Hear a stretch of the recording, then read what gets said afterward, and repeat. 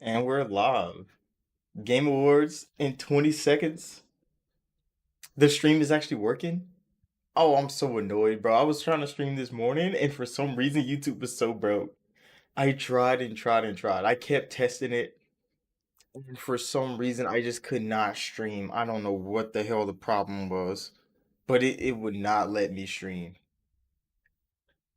But we're here now, and we're streaming now. So make sure to like button, subscribe. I wanted to play Dragon Age this morning. It's the 10-year anniversary.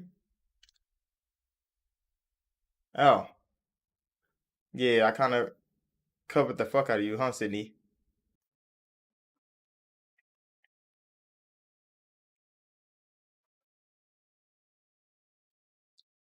Oh yeah, this is the pre-show, isn't it? We should probably go play Dragon Age.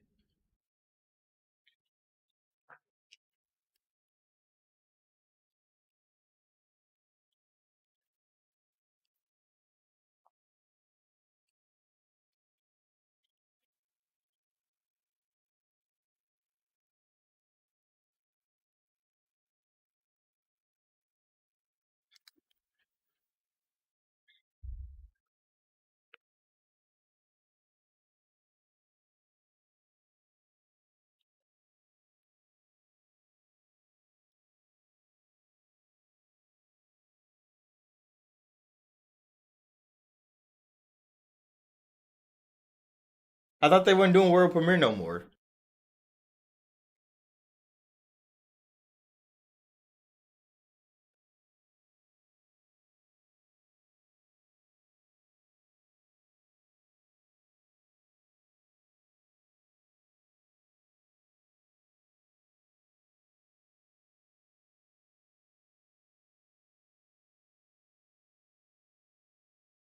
Is this a remake? Brothers is a game already, isn't it? I always wanted to play this game, but I never did.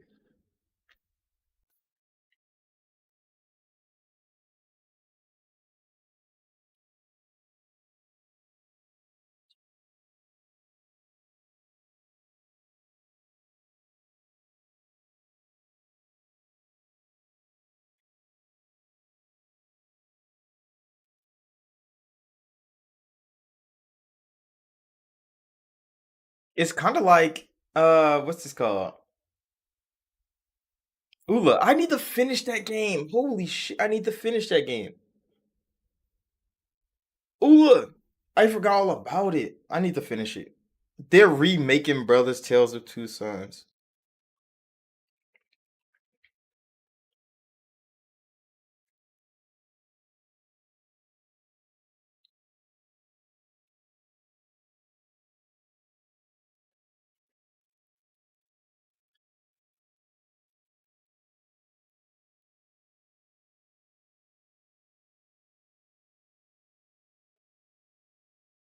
Are those? I think Party Animals is the only family game on there.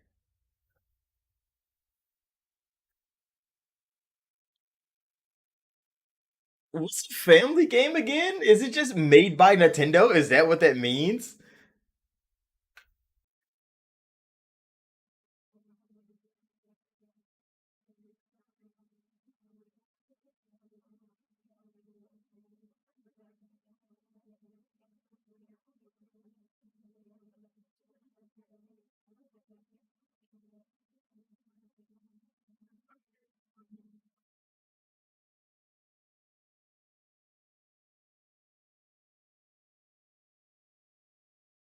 How many times y'all gotta do that?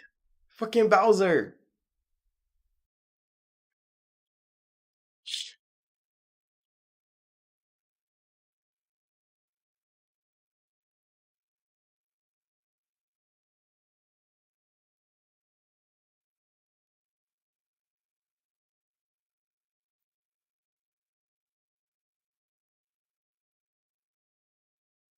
Wait, where's the audio?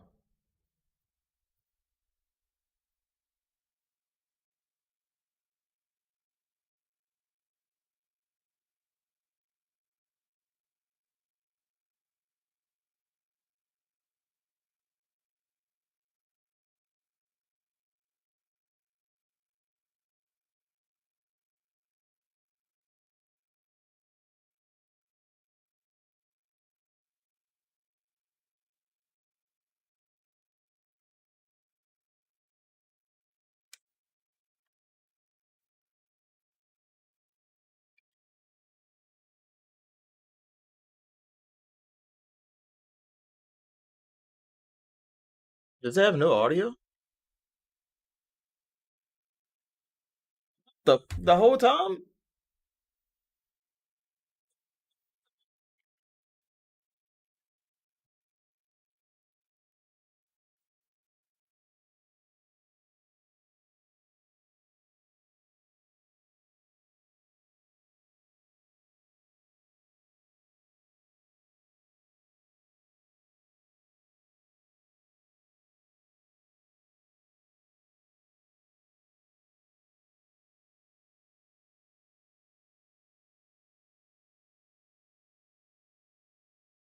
Is the audio working now?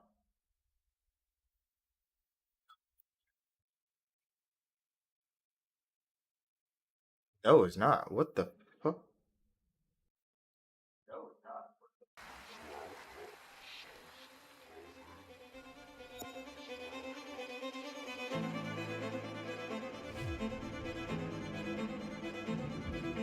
Okay, I think it's working now.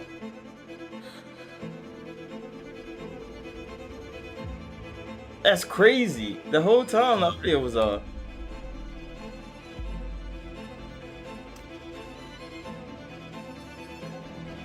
Alright, that's better. Because it was on my wasn't sharing audio. I swear, OBS has been tweaking for me. I missed those games.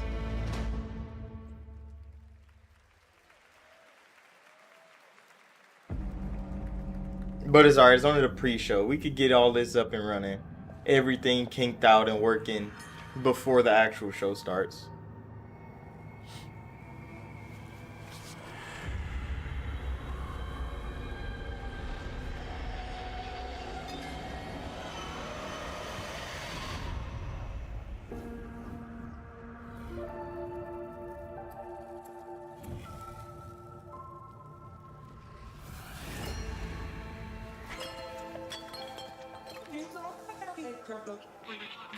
Oh, they talk strange. Why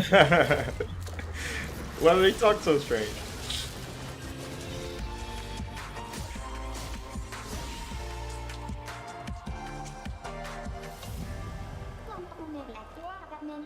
This already looks so diverse and inclusive. Why?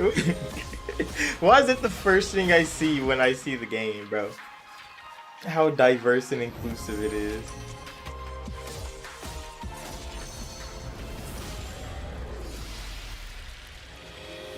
You said you thought they started these shows with bangers. I mean, they showed the remake of The Tale of Two Brothers.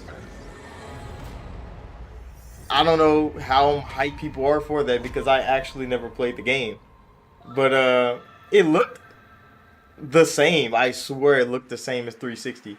I love this. Reminds me of my high school days, but the monsters I fought weren't nearly as big as that. You kids these days with your giant monsters and your social media.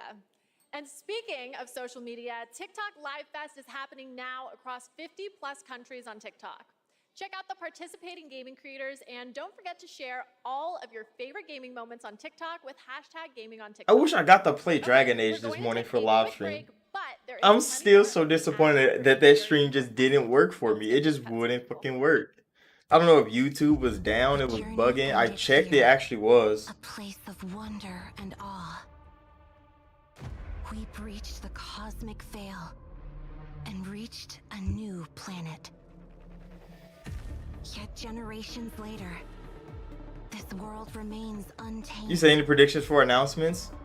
Union was foretold.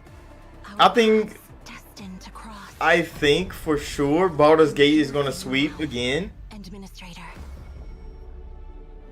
The categories I'm looking forward to is like the action game category because it has some bangers in there. I think that's the only competitive category. Because every category that they stuffed fucking Baldur's Gate 3 in, or they stuffed Cyberpunk, what is the DLC called? Because the DLC is really beating actual games. It is crazy. But I'm thinking Baldur's Gate is going to sweep, and I'm thinking CD Projekt is going to get like 2 or 3 awards that they don't deserve. That's how I'm thinking this night is going to go. Baldur's Gate is going to sweep, and CD Projekt is going to get 1 or 2 awards that they definitely don't deserve. Because I mean, 3 years later, and now all of a sudden you're in the Game of the Year candidacy is crazy. But I mean, Jeff is willing to do that for them, and it's fine. They do have a good game. It's just that game is 3 years old. There's like Halo Infinite now being popular. Everybody wants to play it, coming back, and now it's in the Game of the Year conversation. What the fuck does that? No, Halo came out 3 years ago. It doesn't work like that. Well, it actually came out 2 years ago.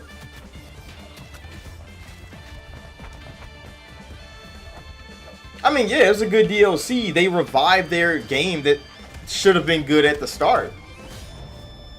Like, I congratulate them on doing their job, but like, how much congratulations can you give somebody for doing their job? They literally just did what they were supposed to do. Make their game good. They don't deserve Game of the Year awards because they finally made their game good. And I was one of the people that got to play it when it first launched on Xbox One X.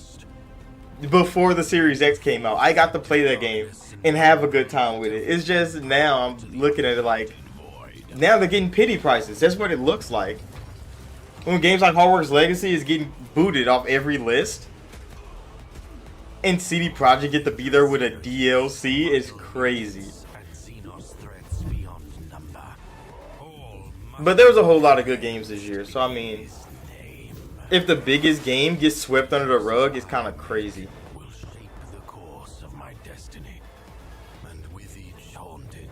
Rogue Trader? Probably not. Like, if I pick up a Warhammer game after I played, what is the one I got? That they just made a fucking remaster of. Well, they got like a re-release that came out, and I was upset. I'm gonna pick up, Good thing for you that I am here. Space Marine 2, for sure. This is the pre-show, Justin. So it didn't start exactly yet. The pre-show is going, so they're showing all the awards that nobody cares about. So they're gonna show like esports. They're showing a couple games that they're announcing. I'm in search of a treasure. Because this is the Assassin's Creed game that's going to VR. Yeah, Inquisition. Yeah, I have that game. I have the highest edition of that game, and then they re-released it with 60 frames, and we don't get it for free. So I'm like, they really disrespected the hell out of all the Warhammer fans with that one. But I get Space Marine because I really want to see what Saber Interactive can do.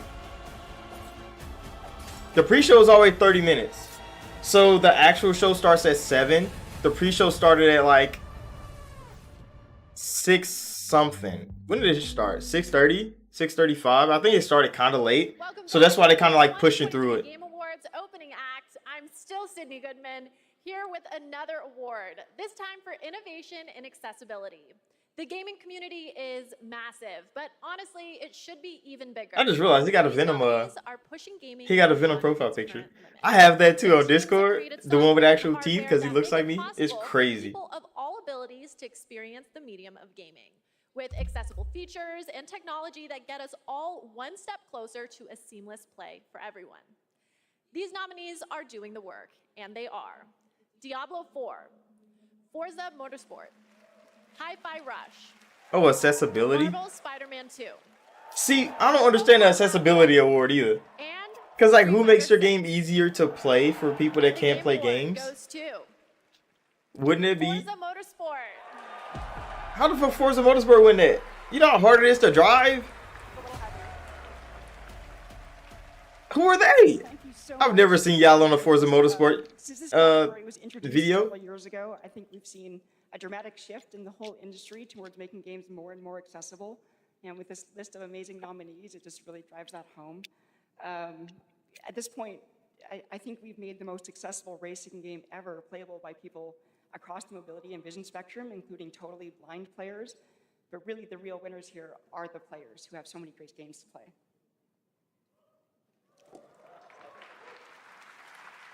Oh, you said they got... None of this would Wait, have they been got possible sign language in the without the racing behind the game? scenes. Big thank you to our Holy team sh- for their tireless okay. effort, I mean, championing I guess they deserve it accessibility then. and making this game the That's best what, it could see, be. Big it, thank you it probably to goes our team, to our underappreciated. studio I'm leadership, probably one of those and the gamers that business just team. And last but not least, Brandon too Cole, privileged to our, understand what that's for. accessibility consultant and Because the partner only thing I've for ever this used year. accessibility options for is for like We're really colorblind proud is of because I like the everything colors that you they do, put on so there. thank you very So when they much. switch it to like purple, green, and like teal blue, or yeah, it's purple, pink, and teal blue. I used to do that on games back in the day on like PlayStation 2 just because I thought it looked cool. To play like Call of Duty and shit, and they switch the colors to colorblind. And the whole time, I didn't even know it was actual colorblind people out here. Their games and their company accessible and inclusive, they can develop new types of gameplay. And you know, I just realized 3 of those games on that list were from Xbox. Game in a deep collaboration with artists and developers from the deaf community. And we are very excited. Oh, so I wasn't the only one. Okay. This is harmonious. Now I don't feel like a bad person. Or we both could be bad people. But yeah, 3 of those games in that category is from Xbox. Diablo, Forza, Hi-Fi Rush.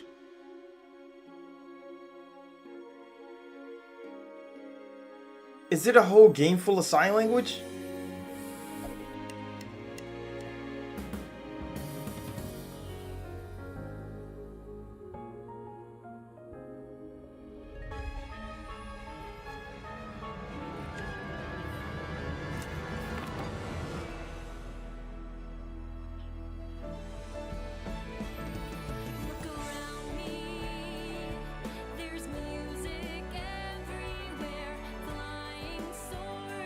What the I mean, it's a creative idea. I did play the game where you're totally blind. And it's actually hard because you have to fight. And you have to use headphones. The screen is all black and there's storytelling. There's walking. There's questing. It's a tough game, bro. And you're totally blind the whole time. You can't see. So you have to listen to everything, bro. When people are trying to attack you, you have to like listen to what side they're on and like block and counter. That's just tough. Yeah, it's definitely kind of mid. That's why I high key just want to go play Dragon Age instead. Because that was the plan. I was gonna play Dragon Age all the way up until the Game Awards started. But then my Dragon Age stream broke. And I couldn't. And then the pre-show started. So I'm like, I guess I just watched the pre-show. I know it's going to be bad. Because they try to hold everything into the main show. And I think the main show is 3 hours this year. The winners for our 5 esports categories. The nominees for Best Esports Athlete are Faker, Zywoo, Demon One, Hydra, Ruler, and Imperial How. And the Game Award goes to Imperial How. Faker. Damn, I don't know who none of those people are. For Best Esports Coach, the nominees are Potter, Zonic, Gunba, Ecstasy, and Homie. Ecstasy. The Game Award goes to Potter. Why are they all #1, bro? For Best Esports Event, here are the nominees. 2023 League of Legends World Championship. Blast TV Paris Major 2023. EVO 2023. The International Dota 2 Championships 2023. And Valorant Champions 2023. I think Valorant Championship wins this year. 2023 League of Legends. Fucking League wins every year, bro. Can we just not have esports category? We don't need this. Counter-Strike 2, Dota 2, League of Legends, PUBG Mobile, and Ain't this the same award as the one before The it? Game Award goes to League of Legends. Valorant. How? It doesn't make sense. And Who's finally, voting? The nominees for Best Esports Team are Evil Geniuses, Make that make sense. Game and Gladiators. So the best esports event this year was League of Legends. But the best esports game this year was Valorant. It doesn't make sense, bro. Huge congratulations. How was the biggest esports game of the year gonna be Valorant when they didn't have the best show of the year? We Goodmans are a huge esports family, dating all the way back to the mid-1800s. But before you can think too hard on that, it's time for another 2 world premieres. First up, You say you is positive the Xbox is still the show? that won at the Game Awards back in 2017. So See, when Microsoft comes to the Game Awards, maybe because they carried the Game Awards so hard in the beginning, that I don't think they should be carrying the Game Awards no more. And the one year that they didn't, the media kind of crucified them for it. So I feel like Xbox always has to steal the show at the Game Awards, because if they don't, the media be like, oh, Xbox presence at the Game Awards was lacking. Like they did last year. For what? Microsoft don't have to show things here. Then they did their own showcase in January, and it was amazing. We got the Dev Direct. They showed us 6 games, and we got those 6 games promptly throughout the year, Microsoft should do that again. I don't care about them showing up at the Game Awards. They will drop some news here. Hopefully it's not, you know, too much amazing news. I want them to kind of hold that shit to themselves. But the Game Awards is the biggest game show for the past 10 years. I think last year's show had like 100 million views or something like that, so it's only getting bigger. Jeff Keighley's head is only growing bigger from it. So I guess they kind of, you know, built this beast with him. They gave him the studio to do it in and everything. He was doing this in Microsoft Theater for like 8 years straight. And then he moved to Peacock Theater because he got more money. He got bigger. So he got bigger than Microsoft, technically. But Microsoft carried this show. So I guess Xbox can show up again and save it. Because all of this is just mid. But I guess that's why it's on the pre-show.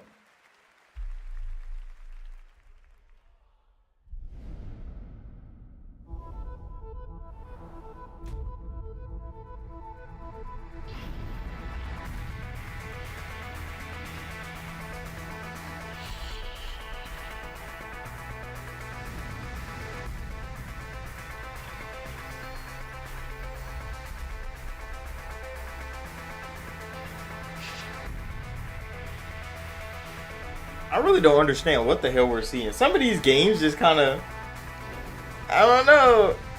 I mean, I know it's somebody's genre of game, but how the hell did it get the Game Awards stage?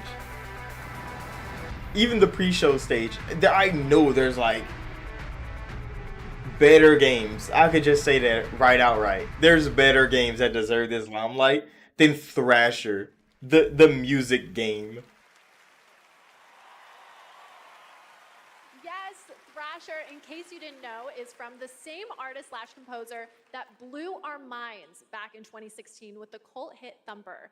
I'm so excited we've got another mind-bending game coming from him in 2024. Special shout out to Samsung and Samsung Gaming Hub, who, not to brag, are also throwing a massive Game Awards viewing party over at Samsung's New York City flagship location with Typical Gamer and Chica. I wish I could be at two places at once, but the last time I tried to clone myself, I sparked a pretty sizable fire in the MIT experimental physics lab. Oops, but we can talk about that later. Let's check out what Samsung is coming out with. Her little like cut-in jokes are actually kind of good. I ain't even gonna fake it.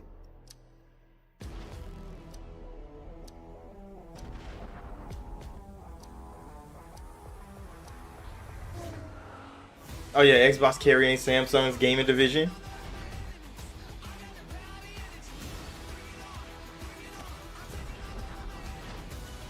Xbox kind of carrying GeForce Now. I mean, GeForce Now is good. Xbox, like, implementing themselves in there is kind of, you know.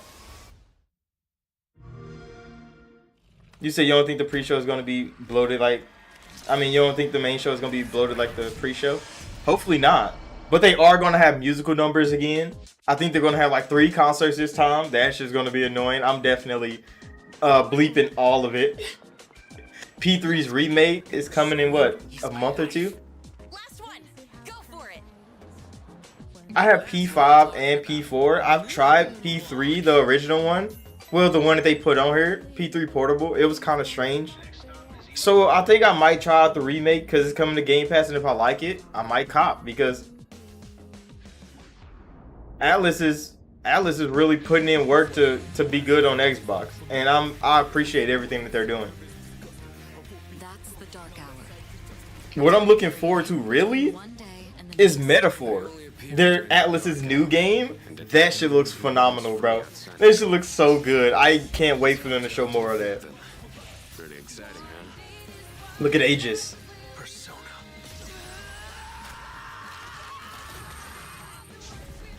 Next. Come on. Why do you try to fight when you know it's hopeless? In fact, I don't even really have a good reason. I always had a question. Is the dude with the Scully and the scarf on? Or you or anyone. Ain't that dude from Soul Hackers 1? Gives our lives meaning. You said Soul Hackers 2 didn't get the recognition it deserved, in my opinion. See, the thing with Soul Hackers 2 is that Atlas made like a casual market game, and their fans was annoyed with it because I like Soul Hackers 2. I made a whole playthrough of it. I played the DLC of it. I bought like the legendary edition of the game. But Atlas fans themselves didn't like how easy Soul Hackers 2 was because they were trying to get a casual audience into the Persona franchise. And it like they own fans kind of shit on that game. And I'm like, that's rough. Because I understand what they were trying to do. And they did it well. It's just, you know, Atlas fans are kind of... It's going to be an epic event. They're different. Like their hardcore fan base is different. That's why Shin Megami Tensei is stuck with Nintendo. Let's check it out. Because I don't think Nintendo fans and Atlas fans would let it go to another platform and be successful. Because I think only Nocturne did. It went to PC. And people still give them shit about it.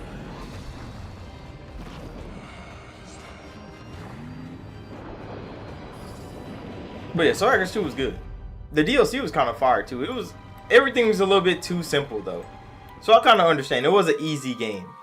But if you were new to Atlas and you played Soul Hackers 2, you would appreciate how easy it was. Because you go jump into like Persona 4, you're cooked. Because there's no hand holding at all. They drop you into shit and you gotta figure it out. Big show. The theater is filling up behind me. It's hard to hear myself think over all the excitement, but I have to keep it together because I have the next award ready to go. Here are your nominees for Content Creator of the Year. Iron Mouse. You said that was your first Atlas game? Well, yeah, it's always a good start. And I bet it got you into the franchise. Like, okay, now I want to go play a Persona game. Now I want to go play a Shin Megami Tensei game. Iron Mouse. So, Iron Mouse couldn't be here tonight because Iron Mouse is animated, and sadly, we're not in the Matrix yet. But she did send us a message. Take it away, Iron Mouse. Iron Mouse won Creator of the Year. To have been the recipient of the Content Creator of the Year award. First and foremost, I want to express my deepest heartfelt gratitude to the incredible community that has gathered around my streams. Bro, I only know about this girl because she's in Smite now. Like they put the VTubers in Smite because they kind of play Smite, I think. And they have a VTuber collab, and Iron Mouse is one of the VTubers that they put in. And she's actually kind of OP. Like, her character that they chose is actually kind of OP. So people actually use her in Smite. That's the only reason I know who that is. Not ready to let go just yet. And no, I'm not a narcissist. I'm just a hoarder of world premieres. And up next is a very special world premiere, 15 years in the making. Damn, Starfield?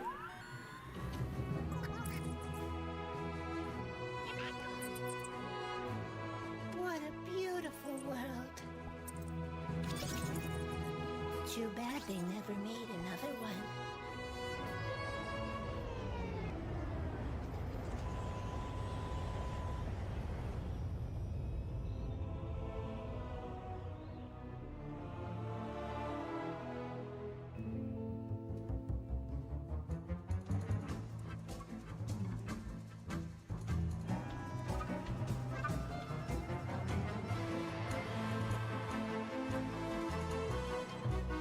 What the hell are we watching? What is this?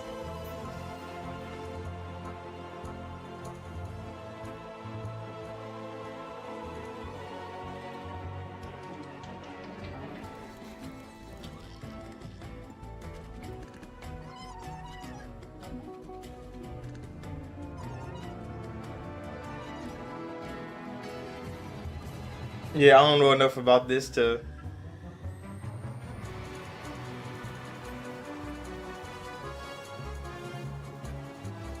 I don't know. It was like 15 years in the making. And it's like 15 years ago. I was 12. Probably playing Oblivion or some shit. I don't know what the hell this is. I've never heard of this. The gaming media wasn't that big back then, so I know this didn't get the publicity they think it did. World of Goo 2. What the? Who's looking for World of Goo 2? Okay, I mean, hopefully they got some hype from some people. That is satisfying to watch. Almost as satisfying as as the Game Awards show that's minutes away. We have one more huge world premiere, a brand new fantasy RPG from the creators of Persona 3, 4, and 5. And Let's tonight, to go. give us a glimpse into the story, characters, and gameplay, let's do this. Let's go. Metaphors on a pre-show. That's kind of fucked up. They deserve main stage, bro. But Metaphors on the pre-show. I guess we get one good limelight in sitting through that 30 minutes of horror. Much like the world His Highness once dreamt of. Because this shit looks so good. This is a fantasy.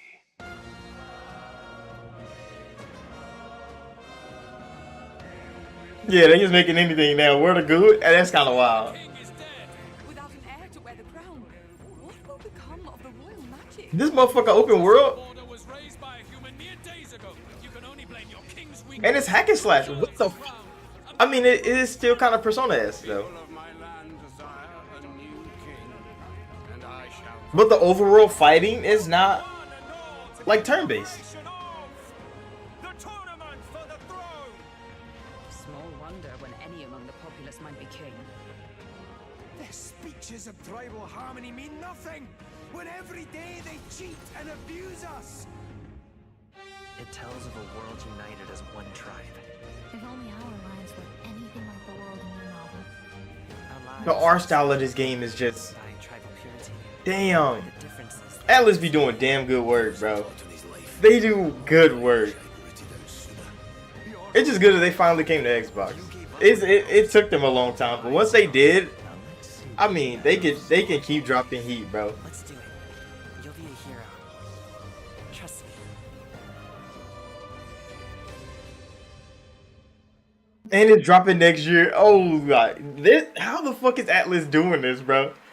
P3's remake and fucking Metaphor comes out next year. Very far from done. Our big show is about That is to begin. crazy. Don't worry, this isn't the last you'll see of me. I'm staying all night, baby. And I cannot wait because this show is absolutely stacked. We have tons That of looks big so awards, good. Even more world premieres of brand new games and an incredible Damn. special guest, a legendary actor and performer of both the stage and screen, the Muppet himself, the great Gonzo. I have to admit, Now I gotta think, do I want to buy it on Xbox or PC? And get this, the cast of the show based on 'Cause the that- Fallout franchise is here to debut an exclusive new look at the series. The vault is opening in a huge way tonight. Okay, thank you all for going on this journey with me. You're the best companions a host could ask for. Let's do the boss level. The 2023 Game Awards starts now. Let's go. Main show time.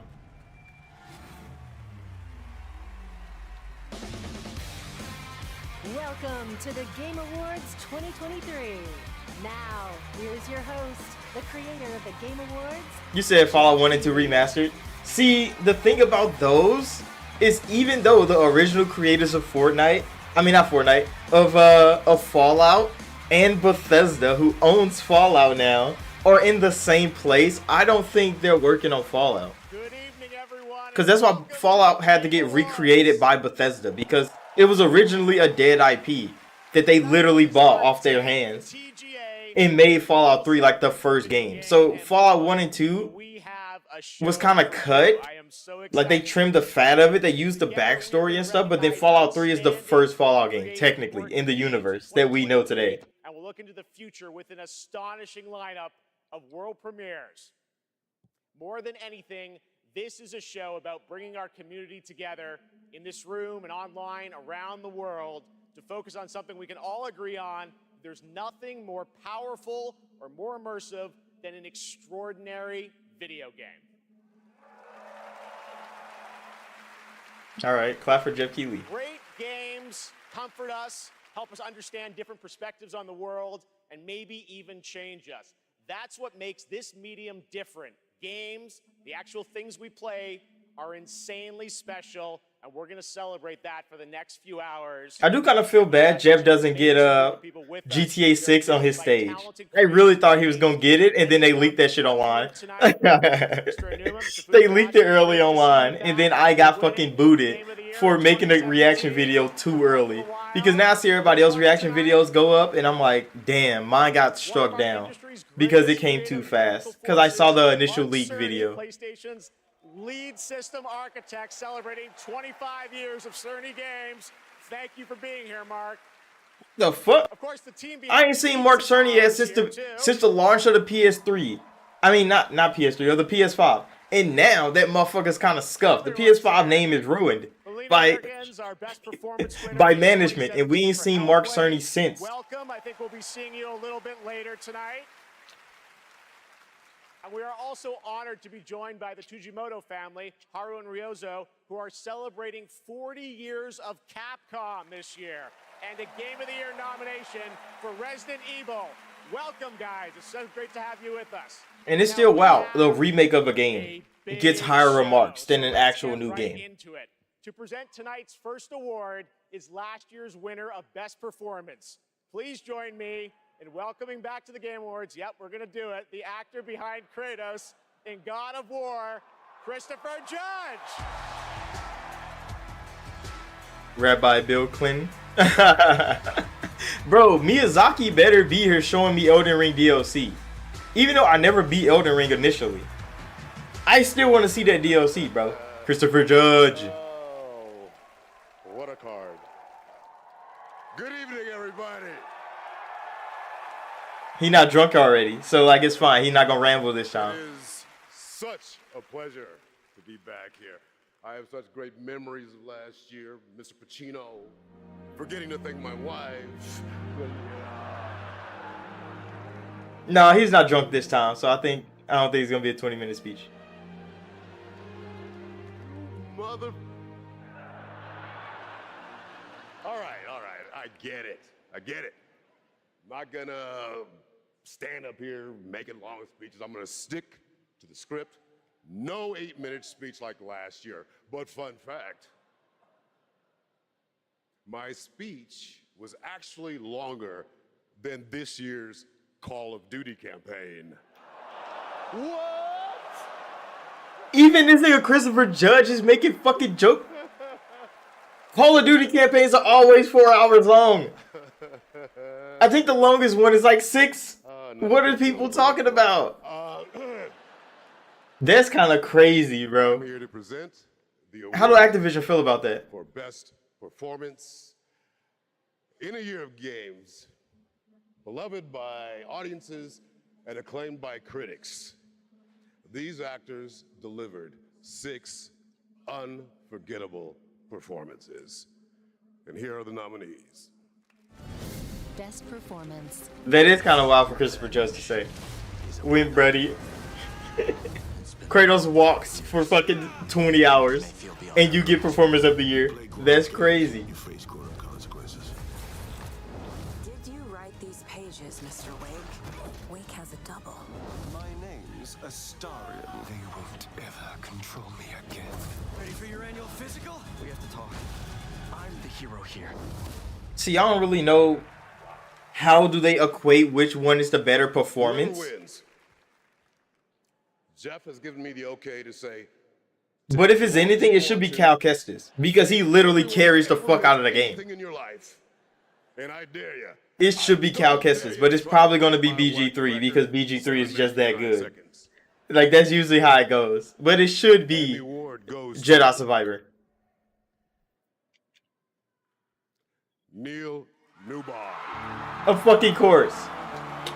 A fucking course. I know BG3 is going to sweep. Even though they shouldn't. Because Cal Kestis literally carries his game. If he wasn't the main character, it wouldn't be good.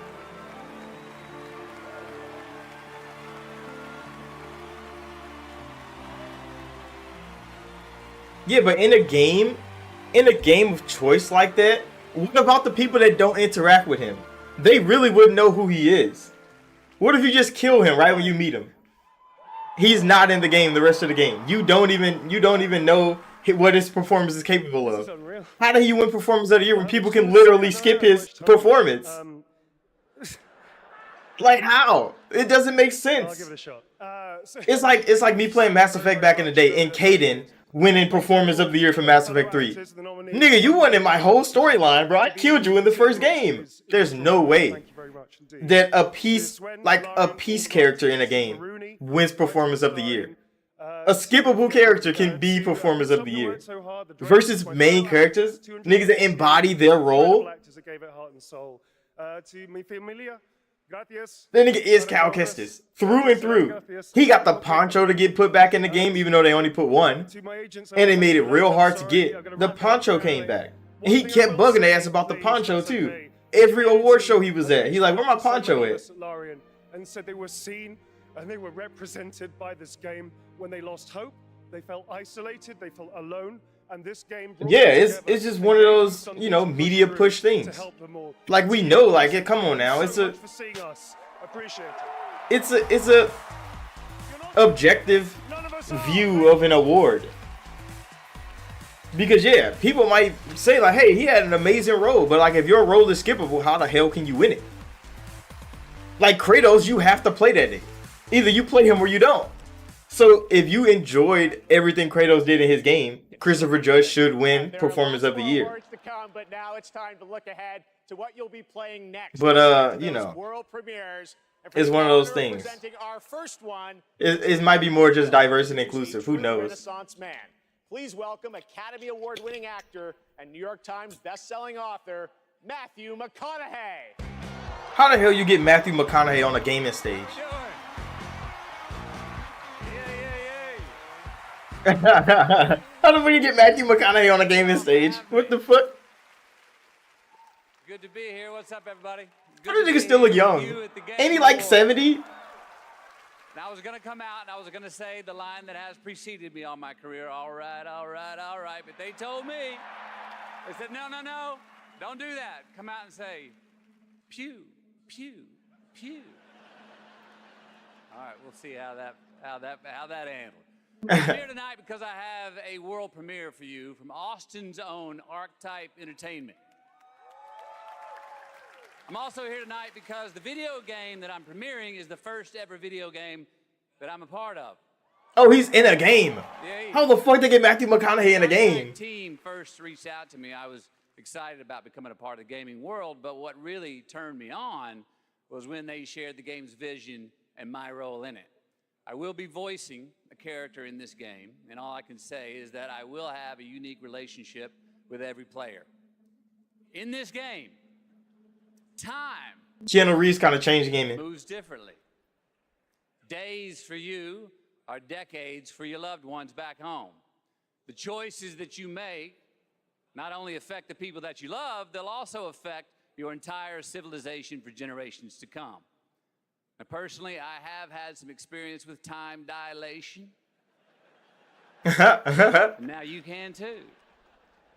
So now I am proud to share the first ever look at Exodus.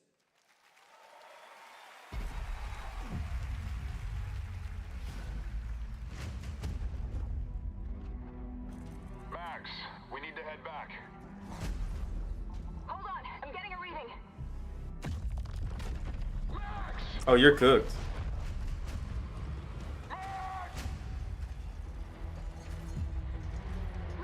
What she found that day was a miracle. It would be our salvation to fight against the Celestials, humanity's greatest enemy. That shit was kind of fire. This is it. They found us.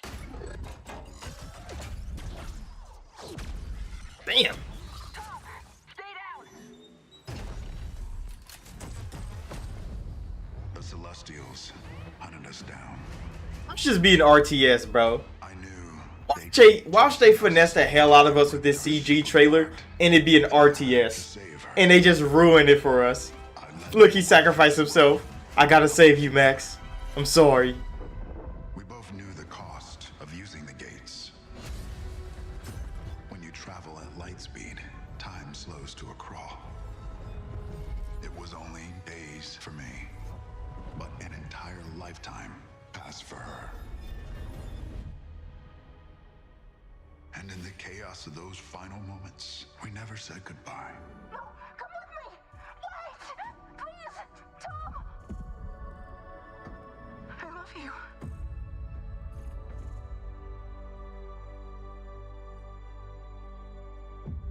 Our service, our sacrifice. Why would he do such thing? Y'all could have just escaped. You could have sent that pod the other way if they're just gonna chase it anyway. How would they know if you're in it or not? They literally just chose a pod and chased it.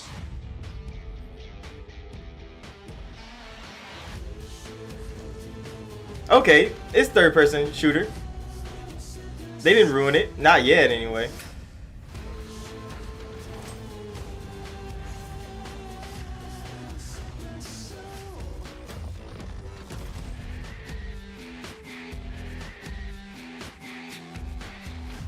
Okay, we can hold out. Hold out hope for that one. It looked kind of cool. How the fuck did it give you Mass Effect vibes? At the end there, looks great. All right, well now Jeff, stop saying dumb shit, bro. Ah, smack. Oh. World premiere. What is he saying? Don't. Come on now, bro. Sony's here? What the fuck?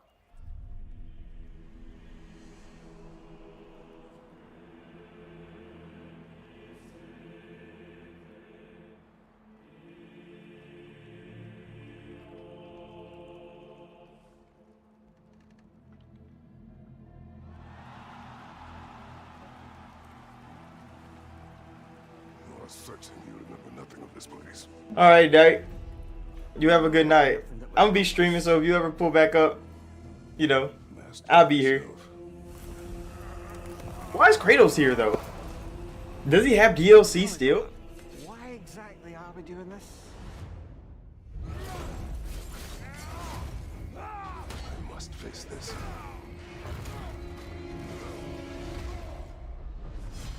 No shame in what just happened. It's all part of the process. Let's go again. Oh, it's a trial run DLC? Really? That's all you got, Sony? I thought it was a story DLC. Hell no, bro.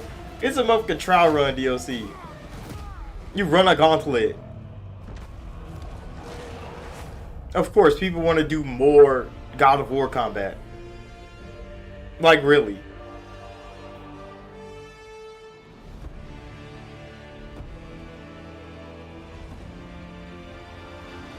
Oh, it's coming next week. And it's free. Sony giving out free DLC. That's crazy. Hey, Sony kind of needs that. Sony kind of needs that. That's a good look from PlayStation. That's a good look from PlayStation. There's a very nice holiday surprise from PlayStation. Kratos and Mimir are headed to Valhalla in an adventure that blends God of War Ragnarok's combat with elements inspired by the roguelike genre for an emotional, unexpected, and fun new twist. And yes, as you saw, it is free. The team at Santa Monica Studio are fans of their fans. That's actually a good look by Sony. Free DLC. When you charge people for $10 upgrades, it's a smart move by PlayStation. Just take a little bit of L right now, bro. Get some fanfare going. Get some good name out there because they're tanking. They're tanking right now. Comes from a small independent team of developers in Australia. I love that this show can give a platform to independent creators. How much you charge them, though? 2019 was a sensation, and their next project is equally exciting and unexpected. Untitled Goose Game? What are they doing now? Is that a dinosaur?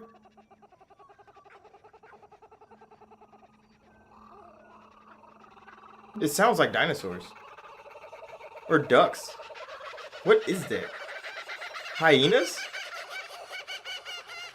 Oh, there they are. No, they're weird ass things.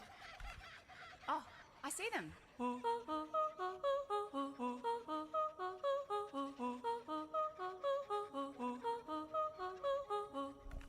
Let's go.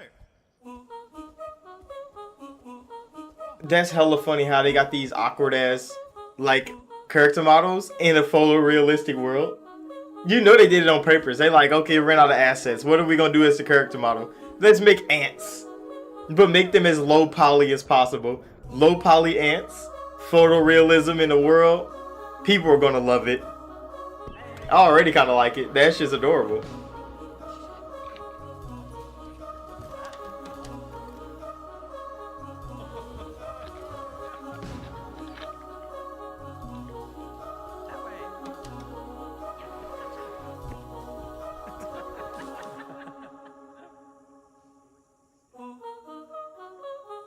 Big Walk.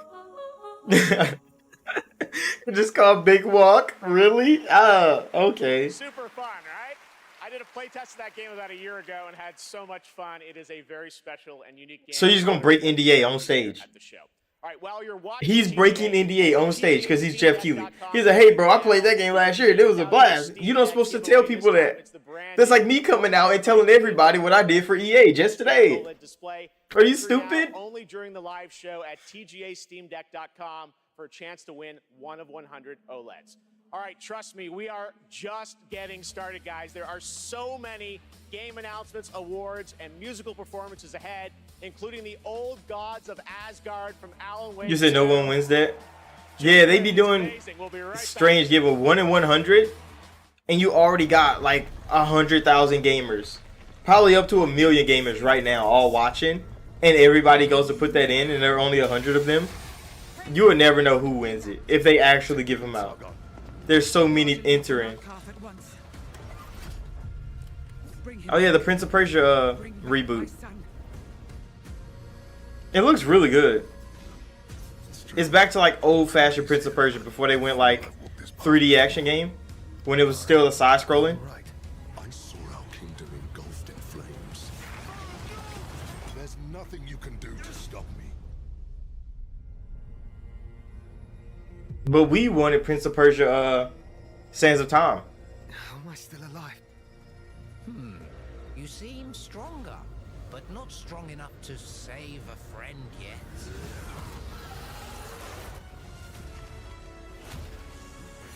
But yeah, this game actually looks like Ubisoft put some effort in. Courageous enough and clever enough to save your friend.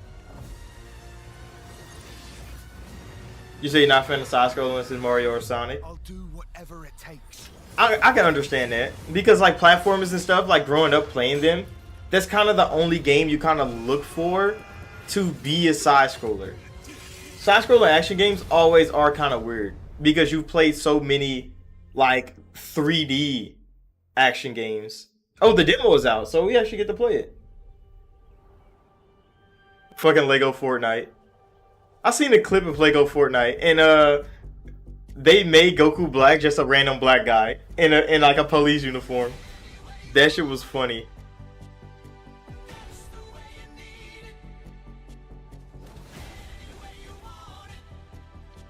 You said Castle Crashers? I think I've only played Castle Crashers one time.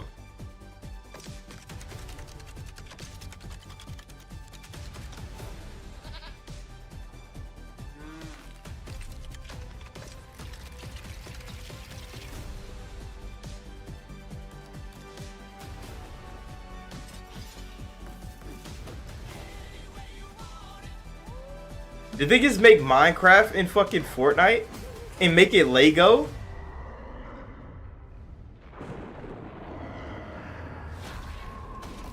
They did. They just made Minecraft in Fortnite. That is crazy. You say you played it? It looks really good. That's amazing, bro. The things Epic has done with the Fortnite name, it's respectable. Because nobody remembers where Fortnite came from when it was you know, the tower defense game that launched and flopped, and then it came back with the Battle Royale and completely changed gaming. I respect that hell out of Epic for holding out. And look at all their skins in Lego form, bro. They put a lot of effort into that. 1.9 million people playing Lego mode. And it's free. See, Epic understands, bro. Former Game Award winner for Best Performance, Ninja Theory's Melina Jurgens. Send you up. Performing an original piece from our upcoming game, Senua's Saga Hellblade 2, I'm proud to introduce to you to one of my favorite bands, Hylum. Oh no, they have music. We don't want to listen to it. Why do they always just play music for no reason? They always ruining the Game Awards with freaking concerts. I kind of want to hear the music though.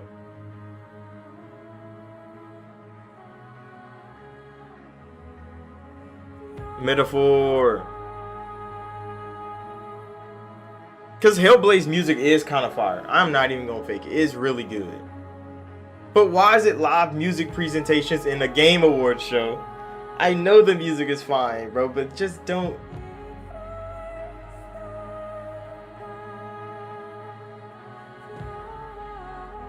We don't need concerts with fog machines. I'm gonna talk to the boys, bro. Be like, hey, y'all trying to play Lego Fortnite?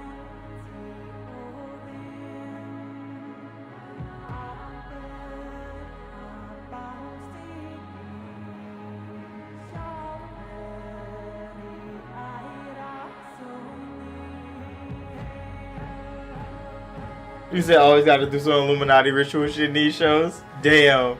Hey, I can see that. They always got to do something, bro. Look, they're standing in a fucking circle with some hieroglyphs on it, weaving fire and smoke around. Is that a Jesus cup? Did you see that? It was a bearded man with a smoking head.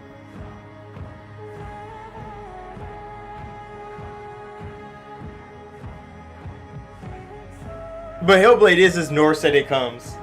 Now I'm talking about they take Norse mythology and they open it up. They show you what's real deal in there. And it's some demonic shit in there, bro. I played Hellblade 1 and I still struggle to play the game. Put those headphones on, you hear those whispers. And you're like, come on now, bro. You're living like this your whole life, Senua. I can't even do that shit for an hour. There's so many people telling you what to do, all at the same time.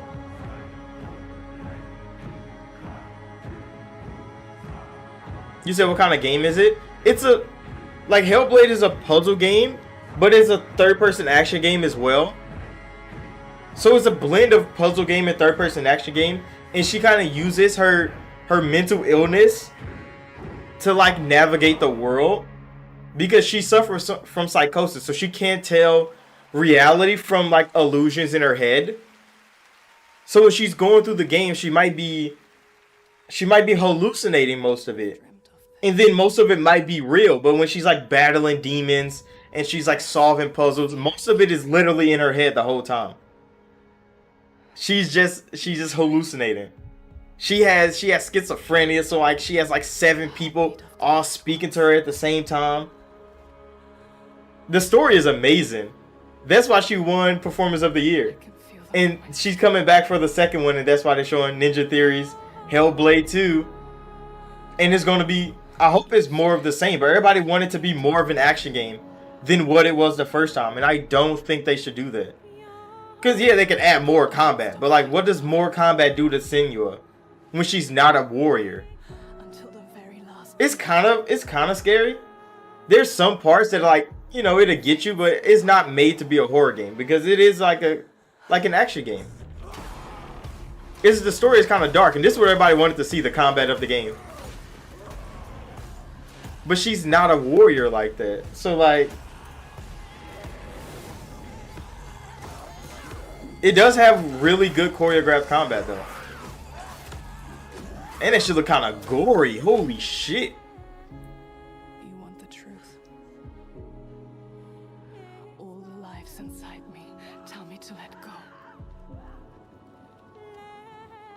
The shadow will always hang over me.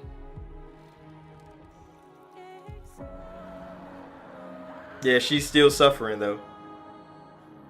Is that her husband before he died?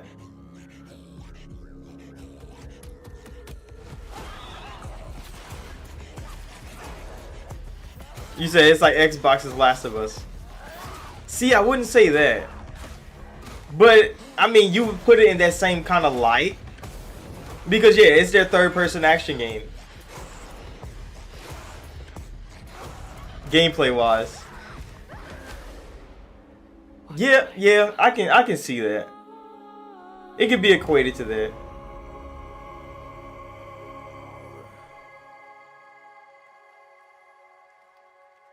And it's coming out next year. Hellblade is actually coming out next year. What? I thought it was coming out in 2 years. Look at her. It's in you up. Right, what an amazing new look at the gameplay and world of Hellblade 2 coming in 2024 to Xbox, PC, and Game Pass. Now to present our next award, please welcome a former Game Award winner. Yeah, they've been working with UE5 for like 4 years. Like personally, they've been at every like Nvidia event for like RTX, and they've been at every Epic event, like showing off how much they're getting out of Unreal Engine. And it is crazy how realistic it looks. Like she looks exactly like herself in real life in the game when she's not covered in dirt and mud. She looks exactly like that. It is crazy. Can't explain. Here are the nominees. Best narrative. In a horror story, they're only victims. Best narrative? See, Baldur's Gate 3 is in here, and it's probably going to sweep. But we all know Alan Wake 2 had a better story. We all know Alan Wake 2 had a better story. No matter how bitter the truth that awaits me, I will press on. He's here on some kind of hunt. He's not himself. You want to join us? And the award goes to I don't understand how the hell Spider-Man got in there. Alan Wake 2.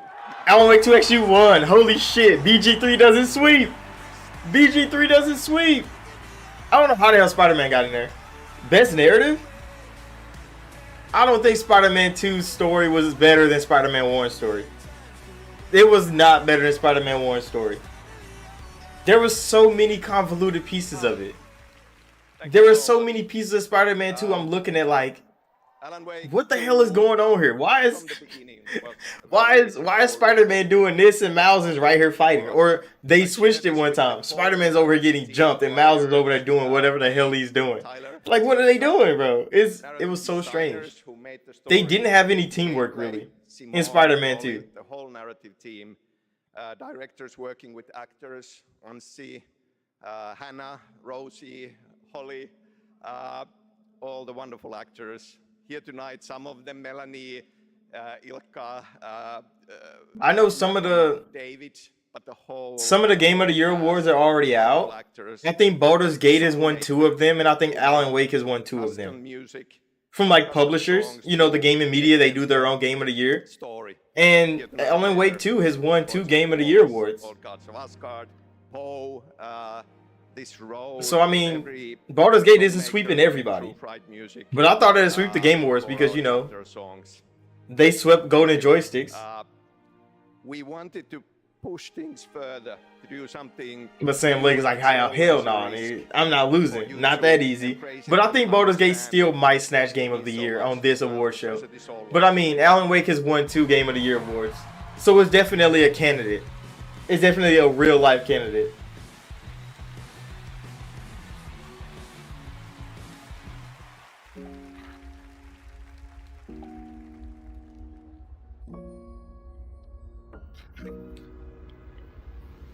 アーティストとして私たちは想像力を駆使して目に見えないものを見ることができます。私たちはボーダーレス。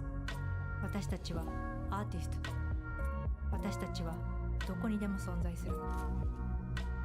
Oh, the design teams? Unseen. That's kind of real though, because like when the artists do things, they don't get appreciated as much as like writers. That incredible creator who built her own independent studio in Tokyo, and she wanted to show you what she's been working on before she's even signed it with a publisher or a platform. I said, come to this show, just show it to the audience and the fans first. So that's what we're going to do. We're honored to have her back at the game. You said Illuminati again. Illuminati confirmed it.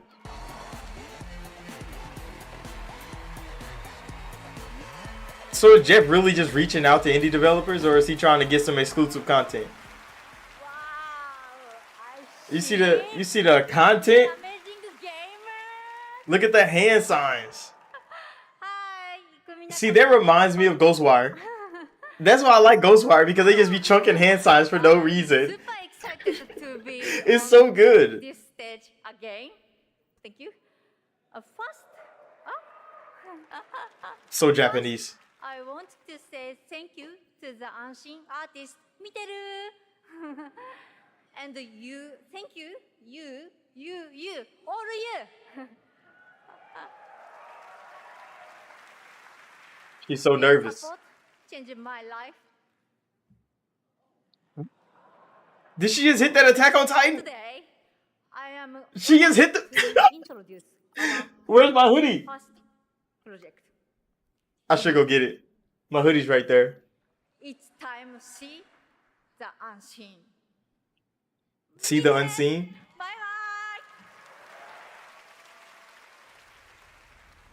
She literally just hit that motherfucking Scout Regiment pose on the Game Awards stage. We needed another Attack on Titan game. What the hell is Koei Tecmo doing, bro? They made the best Attack on Titan game to ever exist. And they still haven't given us another one. The series is over, bro. I need that Found in Titan fight. Like, in game. I need to play that. As my own created character, bro. Oh, that's fire.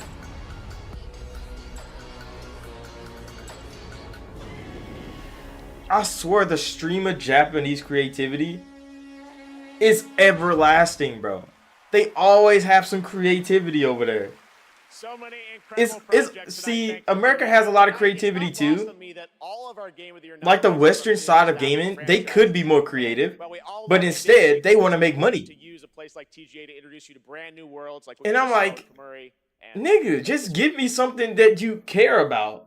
But no, they want to push out another Call of Duty. They want to push out another, like they keep doing the same things over and over again. That's what the Western gaming industry kind of just stagnated towards. The money game. That's kind of why Baldur's Gate 3 is getting so much limelight, because like they put their heart and soul into a game finally. It's not just another money game. Even though it costs, you know, millions of dollars to make, it wasn't just not a money game. And it ended up being a really good money game.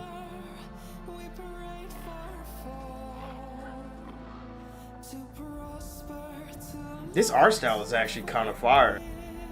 No lie, I don't know what it is. It looks really good. Look at this fungal infection. Why do they always do that, these fucking games? Is this a Souls-like? Tell me it's a Souls-like. Moon Studios. Moon Studios, oh my gosh, they are really fucking good. We forgot all about them after Microsoft kind of like cut ties with them, because their studio head was like a crazy like psychopath. He was abusing the hell out of all his staff members. So Microsoft had to like drop the studio as a partner. But their next work looks amazing. He did get good games out of them. He might have abused the fuck out of his whole studio. He made a whole lot of people quit. But he made good fucking games. Like Ori and the Will of the Wisp. And Ori and what was the first Ori game called? Like those were great games. And then the documentary came out that he was literally just abusing the hell out of his whole studio. But he got them to make great fucking games. So could you fault him for that? And now Wicked Inside is coming. It's a multi-plat game. Microsoft doesn't have that in the back pocket no more. And he's still...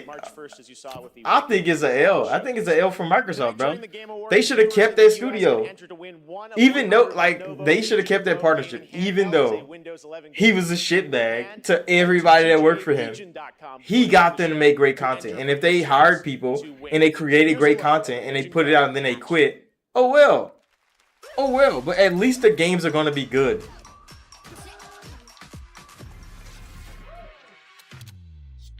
What the hell? They just turned that bitch to the Switch? I didn't know the Legion Go could turn into the Switch, bro. What the hell? The best discoveries are the ones you really feel.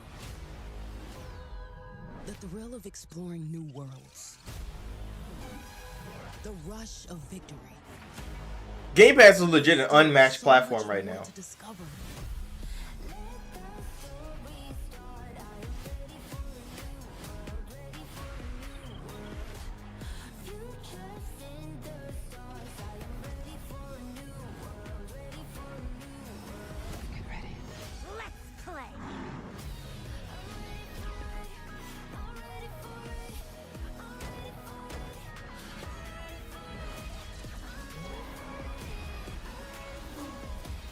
Every choice you make is a chance to feel something new. Good luck. Have fun. Game Pass is unmatched. But I mean, Xbox had to do something good. Oh, I remember this. This came out already, didn't it? I didn't hear if it was a good game or not, though, which is kind of strange. Like, I haven't heard anything bad about it, but I haven't heard anything good about it either. You have the mark. You are Sarentu. Teach me the ways of the Navi.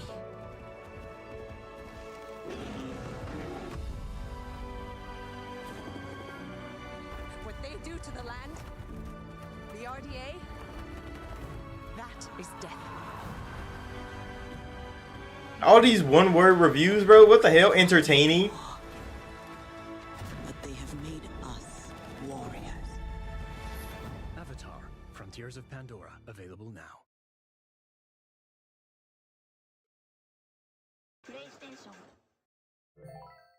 Hold on. This hits.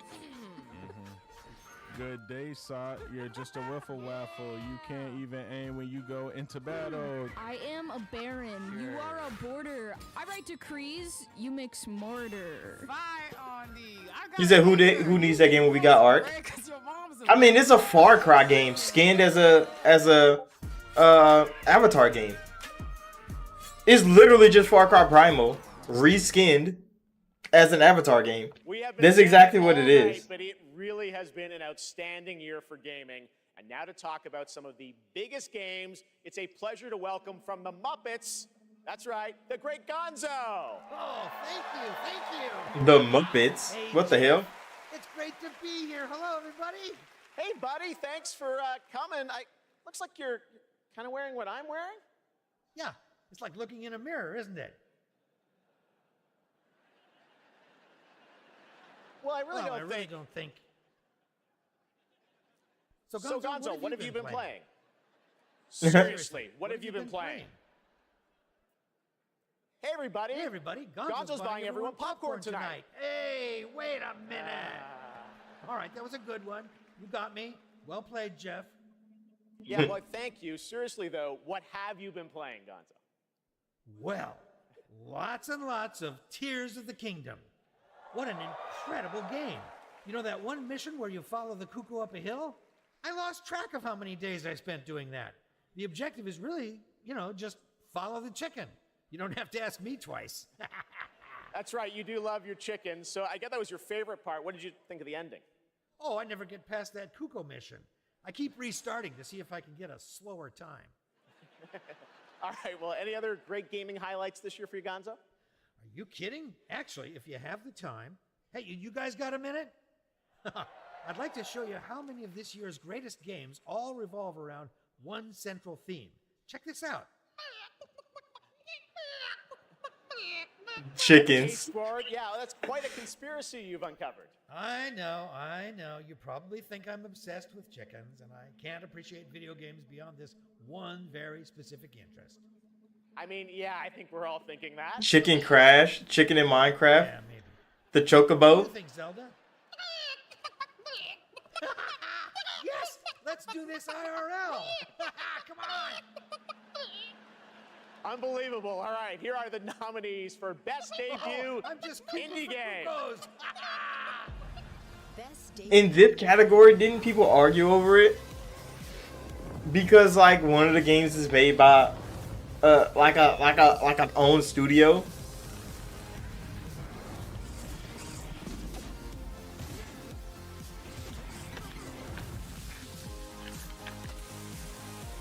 What is it, Dave the Diver? Viewfinder. Wait, did they take Dave the Diver out of there? Free as a cuckoo. What the fuck? All right, the great Gonzo. Thank you, Gonzo. And now to the task at hand. The Game Award goes to... Dave the Diver got took out. That is crazy.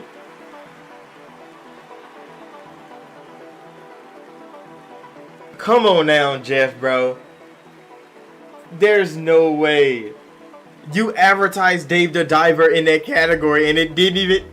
You revoked their nomination because you found out they're a bigger studio making an indie game. That is, oh my gosh, bro, that is fucked by Dave the Diver's team. The team from Geometric couldn't make it out. Like they could have they still could have got their nomination, and Cocoon could have still won.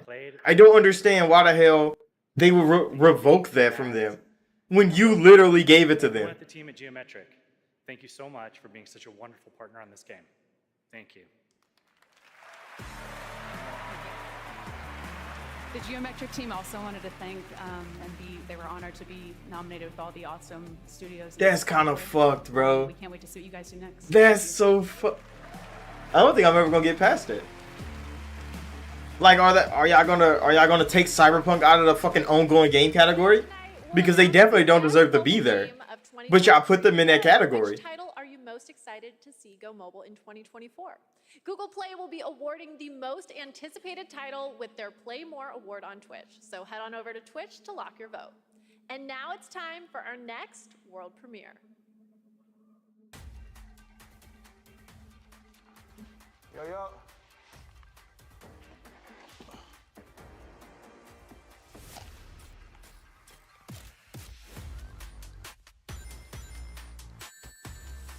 Alright, Sonic. But what the hell are y'all doing with Sonic?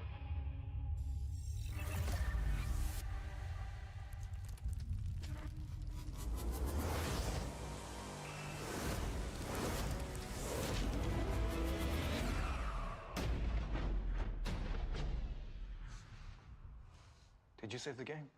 Really? Of course I did.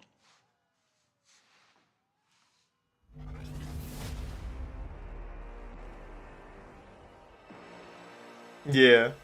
Because I heard the Sonic rings.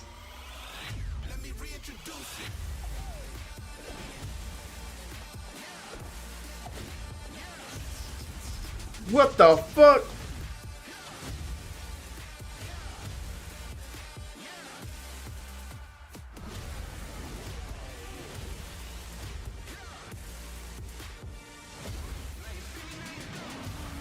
Crazy Taxi?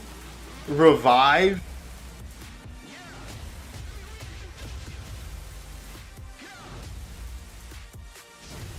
Sega's really pushing. Oh my gosh. They're really pushing PS Sega again. They really pushing PS Sega again, bro. They're like, oh, come on now. If y'all making remakes, nigga, we got the IPs for you. They're coming back. Announced 5 new games in one trailer. So many memories for all of us. All those are many brand new games in development. I don't know how they're gonna go over in this day and age. Thanks to Sega for that. But like, Sega's like, bro, if y'all want remakes, nigga, we got IPs in the bag. We can get y'all some remakes. Just at radio, bro, I know Phil is gonna be at Sega's door. Nigga with a check, like, give me that fucking game, Sega. I know he's gonna be at their door for that goddamn game. Is this Budokai Tenkaichi? Let's fucking go. We ain't seen this game since they partially announced it. Why aren't you Beam Clash? I'm so fuck. He parried the fuck out of that.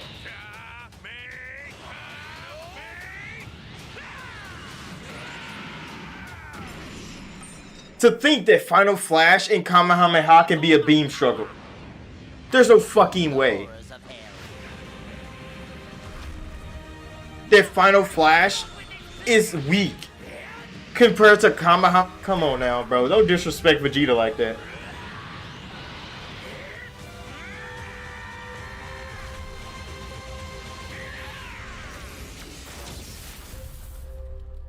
What the fuck is Sparking Zero? I thought it was Budokai Tenkaichi 4. What the fuck is this?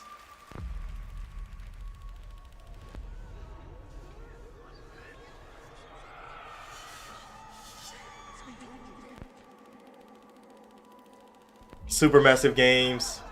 They're coming back with another one. Down there is too dangerous.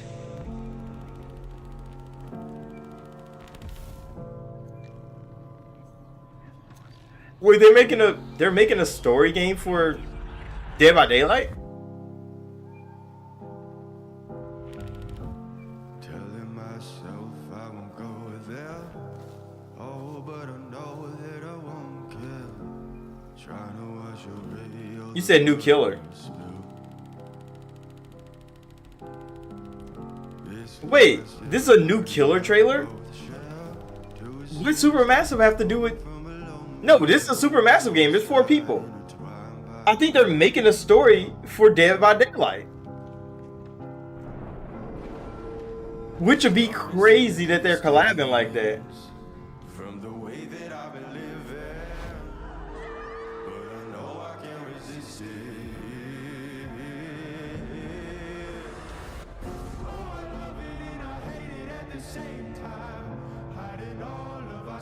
It could be a new killer. Cause who is that? I've never seen him in the game. I'm so confused right now.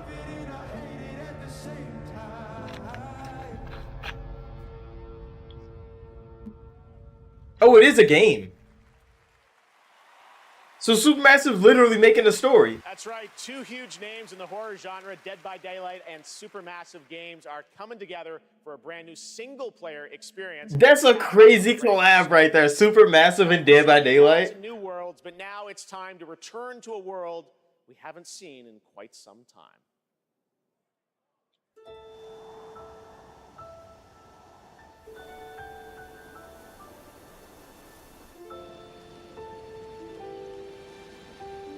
You said nice, something different. Yeah, once I seen Supermassive, I'm like, they make story games. Is this Dragon's Quest?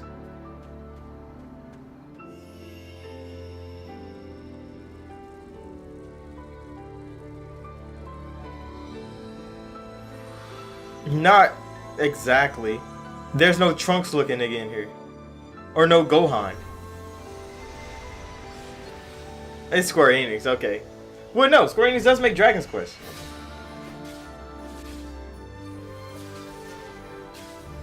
Because you know, Akira Toriyama can't draw nobody but Trunks and Goku. So everybody looks like Trunks and Goku all the time. Like, this is one thing that they can never get away from. But if it's Dragon's Quest, and they don't have Trunks and Goku in it, I'm kind of like, who's the artist? Because it's not Akira. Because he can't draw anybody but Goku and Trunks.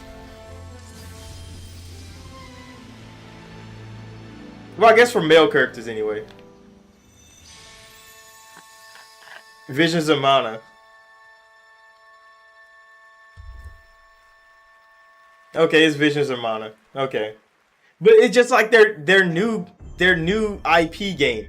You know, the one with the red guy that's in the sand? I forget the name of the game. It's Akira Toriyama's drawing it. And that little red guy looks like Kid Goku with red skin. And I'm like, really, Akira Toriyama? You keep doing that. Koei Tecmo. Where is Attack on Titan, bro? Okay, just Team Ninja. The only thing we know for sure is that time marches forward. Even if we are apart, still we are one. Without hesitation, without remorse. Okay, Assassin's Creed Red by Koei Tecmo. I know Ubisoft is gonna be pressed because they're like, wait, this is our idea. Too late. 2 people already did it, and they're probably gonna be better.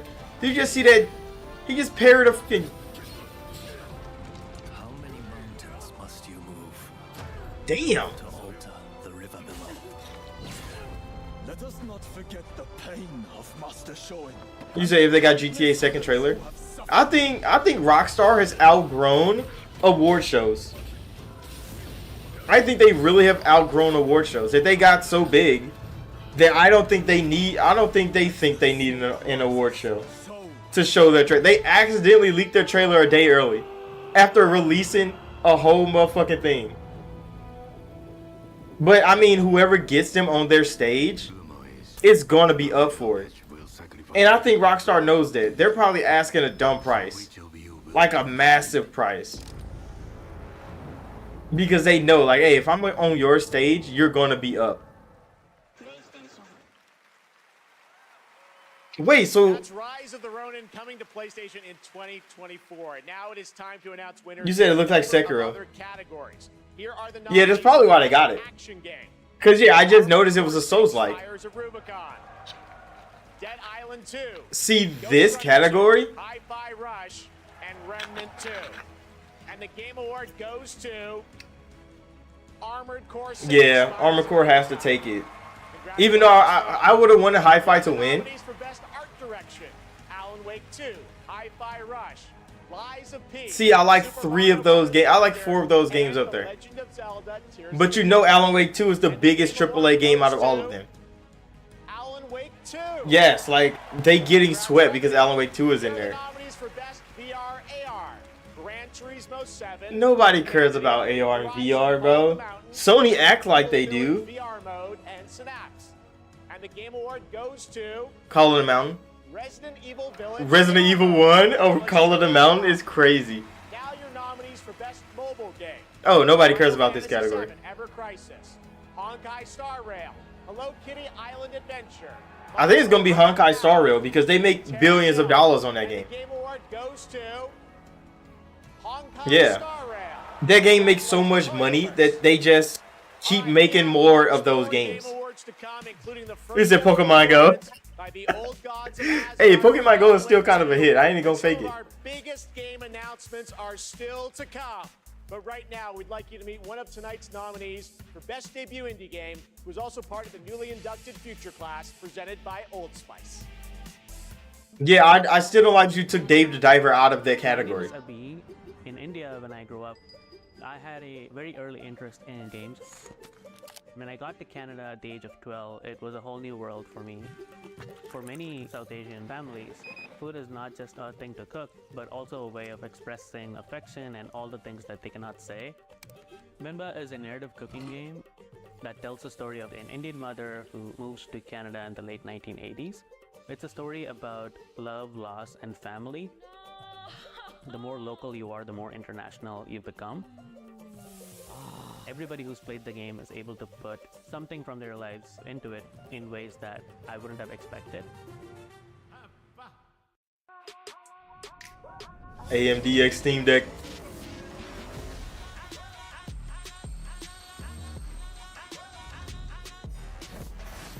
Lies of P.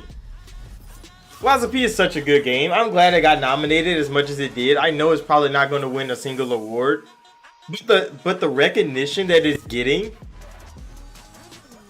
is a lot more praise than I think they were thinking they were going to get.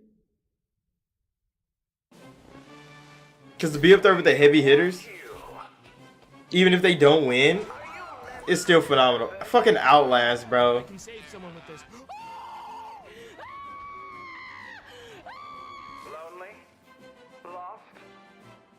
I've seen people play this game, and it looks so funny.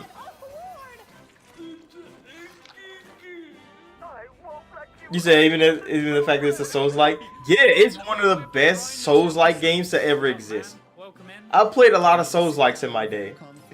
A whole lot of them. Miyazaki shits on all of them. And then Lies of P comes, and it's like, they've captured the essence of a Miyazaki game. They captured the essence of a Miyazaki game. They still have some improvement to do. They're not going to be FromSoft level right off the bat, but their first try at it, and it was that damn good to get nominated for Game of the Year awards, more than one category, they're on the right track. If Lies of P gets a second game, they might be a Game of the Year candidate. A little bit more funding for that team, and they can do some amazing things. I'm excited for what comes next after Lies of P.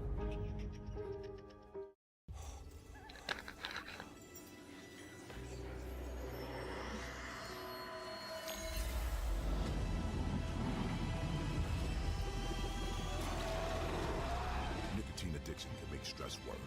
Did they really just drop a vape ad in the middle of a gaming? What? Okay, welcome back to the Game Awards, and are you ready? It is time to get a world premiere. You said probably get some DLC first though. For Lies of P? He's been a huge supporter I don't know. of the Game Awards since the very beginning back in 2014. I mean, I have to finish the game. I don't know how close I am to finishing it. honor his latest update with you on his upcoming project. Here we go. I'm kind of deep in there. I'm having so much fun with Lots of P that I don't even know how far I am in the game. Fucking Hideo is back again, bro. The hungry purple dinosaur ate the kind zingy fox, the jabbering crab, and the mad whale. I don't know what man's mind is going through when he creates new things. The hungry purple dinosaur ate the kind zingy fox. You said it's legit Hearthstone not that far. It's like And the mad whale. it's one of those games that like you really got to get a feel for the combat. But like the weapon crafting is probably the best addition to a Souls-like I've ever seen, because crafting a weapon that feels good for you and then just using that the whole game is kind of the right way to go. Because you know, in Dark Souls games and in Sekiro, stuff like that, like you only get a couple good weapons. But yeah, I created a thrust weapon out of my initial starter sword, the strength build sword, and I've been using it all game. And I've been dominating because it feels so good to play. Even though it's not a lot of damage output, I got another weapon that does massive damage. But I like playing with that little, you know, thrust weapon that I built. Just a makeshift thrust weapon, and it's so good. And that's how I've been playing the game as of late.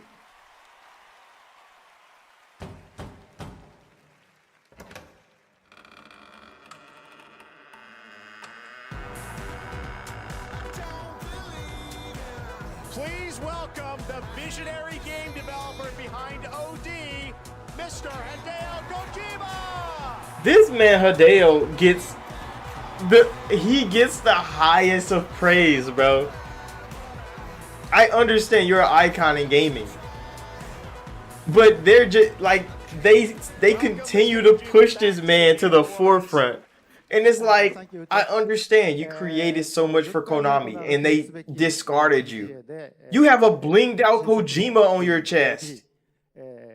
This nigga Kojima Productions logo is got diamonds in it. You say he's a gamer though too. Yeah, I understand.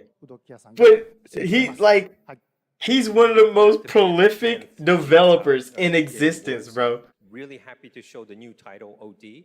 And this title will feature main role Sophia Lillis, Hunter Schafer, and Udo Kier. I think we all want to know more, of course. What kind of game are you making, Mr. Kojima? We don't know. Everybody's just hyped for it. We don't even know what type of game it is.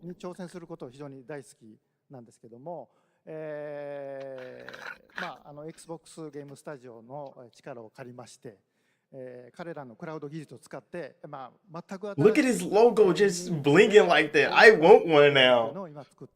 That is so far. He's a legit Japanese rock star. He's an icon out here. もちろんゲームです。遊んで楽しめるゲームなんですけども、ある種映画でもあって、さらに新しいメディアになるかもしれないという可能性を秘めたものです。So I really like to always challenge new things, groundbreaking things, and that's my kind of rule. But this one, with help of Xbox Game Studios and using their cloud gaming technology, I'm kind of doing this together. But it's really to make immersive and also something that no one has seen before is what I'm trying to do. And it is a game, don't get me wrong, but it's at the same time a movie, but at the same time a new form of media. Well, we can't wait to learn more about what you're working on. Yeah, that's so... Wait. Is there somebody else at the door?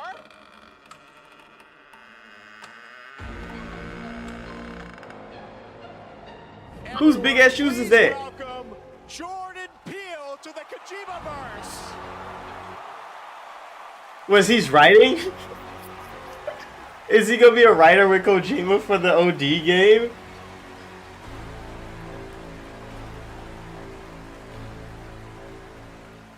What's up? How's it going? Oh my God, Jordan, welcome to the Game Awards. What a fun surprise. I know you're a big fan of Hideo's games, right? Shoes was big as hell at that door, bro. I'm like, is that Sonic? I can say What from the hell? first moment I played Metal Gear Solid 2, I knew I was experiencing the work of an artist whose craft just hits different. I mean, that is facts. He's And not he's been playing. an inspiration to me, and the opportunity to collaborate with him is truly incredible. In my films, I'm always trying to maximize the immersion, put the audience into the main character's shoes. Not those shoes. Them motherfuckers big as hell. Master of this, and he does it on a whole nubba level. I just realized Kojima got some Balenci's on. Niggas really dripping out here, bro. Kojima really got drip. This man is not playing on his Game Awards stage. I wonder who made his jacket. Two goats working together. Hideo, I want to ask you, how are you collaborating with Jordan? Look at his Balenci's, bro. ジョーダンは天才と評価される数少ないクリエイターの一人で、僕はもう彼の大ファンだったんです。で、お会いして非常に気が合うので、もう最初に会った時から、昔からの知り合いみたいな、幼なじみみたいな感じで、僕は映画を見て育ってゲームを作っています。で、ジョーダンは、ゲームを、遊びながら育って映画を作ってるんで、この2人が一緒にコラボするの非常に面白いかなというので、ジョーダンと一緒にものを作り出しました。Well, Jordan is one of those genius, and I've been a big fan of him. And when I met him, I felt like we were friends from the past. We get on very well. We like things that we both like, and we're really happy, and we wanted to collaborate something. And this time, well, Jordan, I grew up watching movies, and I'm a game creator now. Jordan grew up playing games, and he's a movie director now. So this two collaboration will be really awesome. So that's why I wanted to do something together with Jordan. あとですね、Yes.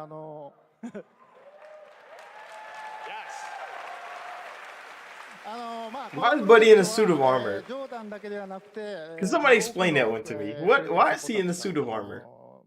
人たちと、参加が予定されてます。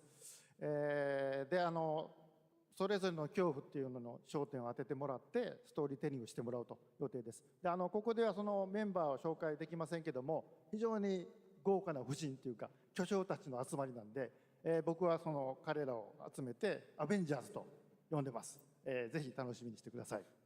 So what I could say right now is that I'm kind of it's not just Jordan. I have other creative collaborative partners with me on board on this project. I can't really say who they are right now, but I tell you, they are the legends, and they're going to be amazing. And I actually call them the Avengers. Avengers! No more special guests, but it's going to be amazing. I just want to stress that what this man is building here is unlike any other game. It is going to be crazy. That's it. We cannot wait to learn more. Hideo Kojima, Jordan Peele, thank you so much, guys. All right, it's time for another game announcement. This one's 65 million years in the making. Why would he say it like this? 65 million years in the making. Coast of Costa Rica. Really spectacular, spared no expense. For this place, I wanted to show them something. Is it Jurassic? It is Jurassic.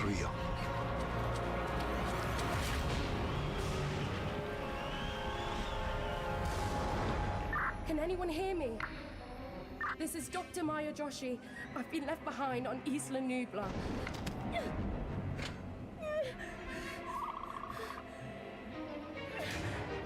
It's a raptor. Run for your life.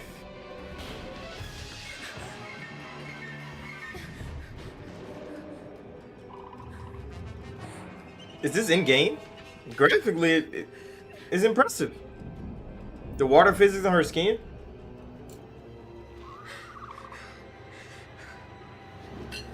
Oh, you went fucked up with a ladle. Why would you throw the flashlight? You could have threw the ladle.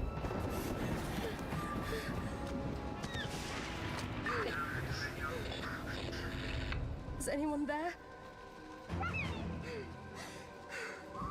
Meat moot. Bite her ass. Oh, it spit on her. It was the acid. Alright, just tell me what type of game this is. Are you tired already? You're dead. They're just gonna eat you. Big stumps. Please be a T-Rex. Yeah, you deserve it. You're gonna be tired in a horror game. A flare, nigga? Really? You see how big this nigga is? You can't see that shit. Oh, she doesn't die, though.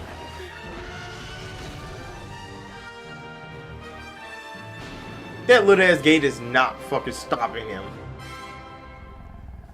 Cold storage. Oh, it was something in the freezer. Oh, this is by Saber Interactive. Please welcome Oh. Grammy Award-winning producer, Zed. Why'd Zed here?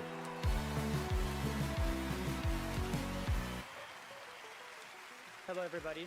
I'm honored to be here tonight to present the award for Best Audio Design. Sound is an often overlooked but crucial aspect of game development. It's what brings games to life, creating the immersive worlds we love to explore. It's the eerie noises deep in the forest, the echoes inside an abandoned spacecraft, or the satisfying sound of shooting a web. This year, we've seen some incredible examples of audio design in games as talented sound designers have pushed the boundaries of what's possible. Here are the nominees.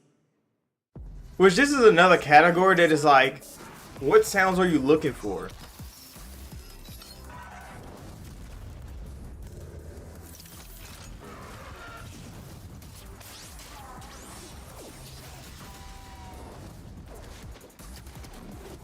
It's definitely not Spider-Man 2. The fuck?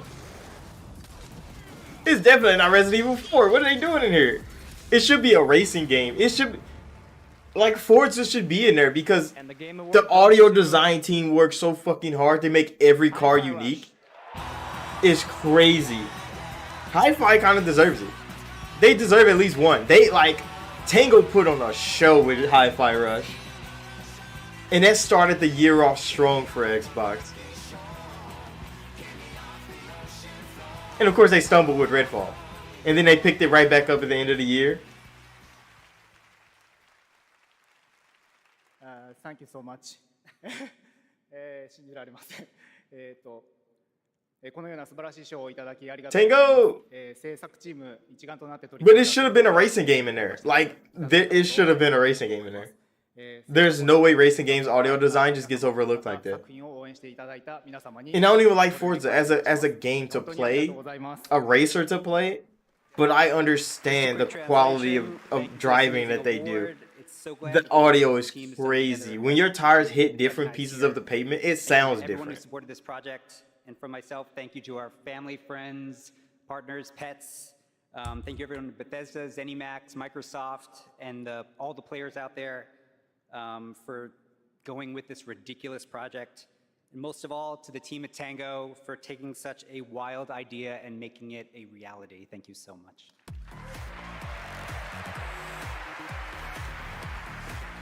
Shout out ZeniMax Media. Shout out Microsoft Gaming. All right, let's turn to the world of Fortnite. If you haven't already, check out the Game Awards Island in Fortnite. It's been updated with new trophies tonight to collect. Fortnite is expanding into a full-on platform with tons of new experiences beyond Battle Royale. Earlier today, Lego Fortnite launched. And on Lego Sunday, Fortnite is crazy. I kind of want to... I don't play Fortnite, and I kind of want to go see Lego Fortnite. Here's your first look. Psionics?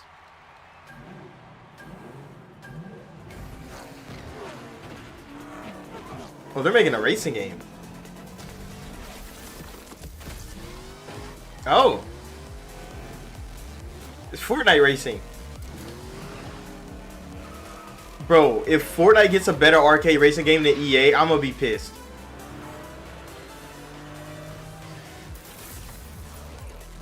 A llama? I guess it's kart racing. Because I think those are power-ups that they're getting.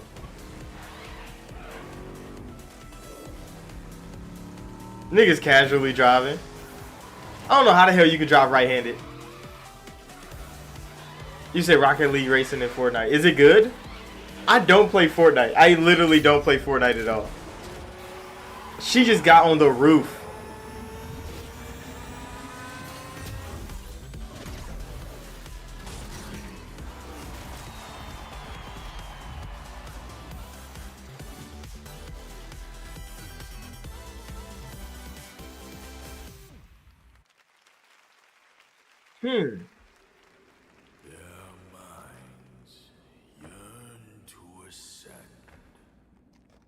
Kind of want to try that out. Why the fuck is Fortnite just...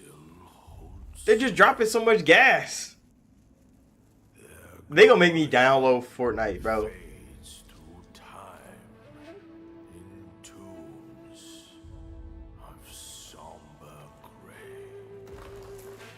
Oh. You too want to be an immortal? Game science. Master, are there more good folks in the world or bad? More good, of course. Then why is there always suffering? And why do the bad folks always win? Because goodness without teeth punishes not. It only foments evil. Cleanse the world with blood and grow lotuses in it. Okay, Black Myth is getting an actual trailer? Like a real trailer? That means it's almost time. The keeper of the New West. Welcome, the destined one. The destined And it's localized. doesn't even know what he's destined for. I thought it was only gonna be Chinese. Old rascals, they surely know how to name. Tell me then, is my kind destined for extermination? You're driven by greed, not destiny. That mean they putting a lot of money into Black Myth. It will fit me just as well. Bathed in blood, yet preaching peace. Oh, you're more. They even got Fighting Bear. What justifies your superiority?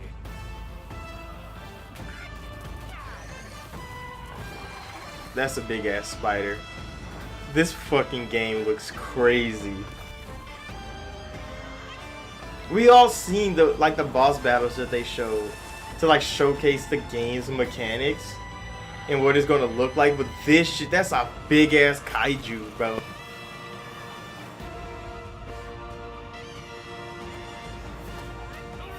The Monkey King. Oh, sweet destiny. Is this still PlayStation exclusive?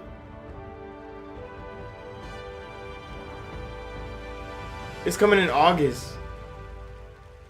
No, it's coming to Xbox. What the hell? I thought it was a PlayStation exclusive game. I guess Sony must have pulled funding because the game wasn't coming out fast enough. And now it's multiplayer. Black Myth looks so good. And it's coming next year. Next year looks like a... Oh, this is going to be a hard year for gamers, bro. This earth down for me. Flash, how do I stop this? You have to kill us, Diana. We have to die to save the world. We can work with that.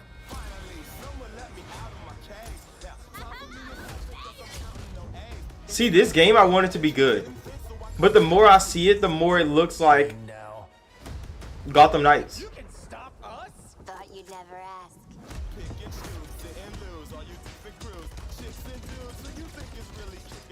Like, how much fun would this game be for more than 2 hours? He's the fastest man alive, according to all these girlfriends. Because it looks cool to play around for like an hour or two. But there's no way you playing a whole game and you're just doing this the whole time. So, what's the plan? Time for us bad guys to save the world.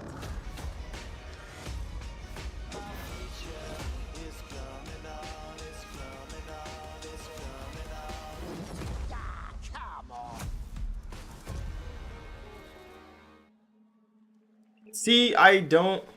That was Suicide Squad, and joining me now are Rebecca and Megan from Digital. You said it don't have much replayability. Yeah, that's kind of how it goes. Warframe. We've got a special Warframe Twitch drop tonight for those of you watching on Twitch. But I understand you've also got some other news for Warframe fans on the next expansion, right? Yeah, we do. You know, it's been 10 years for Warframe, so... These here are claws? We assumed we'd get a senior's discount of some time, just because our game is probably the oldest game here, maybe. But yeah, we Keeps have... going strong. I know, it's because our community is so awesome, and we are going to be showing you the release date for our next major update for Warframe. So we do have a trailer for, you know, Warframe players around the world to watch, which is quite exciting. Yeah, I mean, it's been an incredible ride, 10 years of just our incredible developers, our community just supporting us along the way. So if you're a Warframe fan and watching, we love you and thank you so much. And I hope you enjoy the next update, Whispers in the Walls. Oh yeah, thanks for having us back too. Devs at home, we love you guys. All right, thanks guys. Let's take a These look. here are claws? They kind of fire up there. Generations you've slept. Everybody at the studio like, who we sending? Like, let's send them. No call to wake you. Send her from the accounting department. You have changed everything. Warframe does look fire. And what is a new game called? The developers at Warframe is making a new game. I forget what it's called, but they kind of look cool too.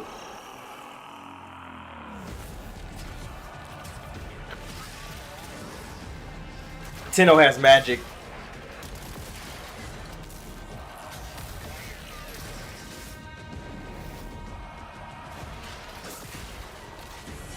Oh, the chalk rim is so far.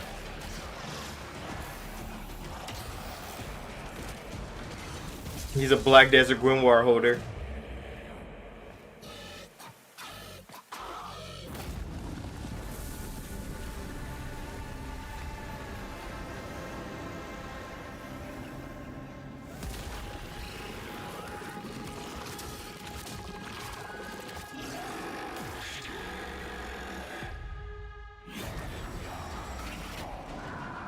It is waiting.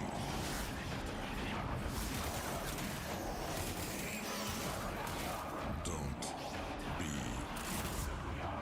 late.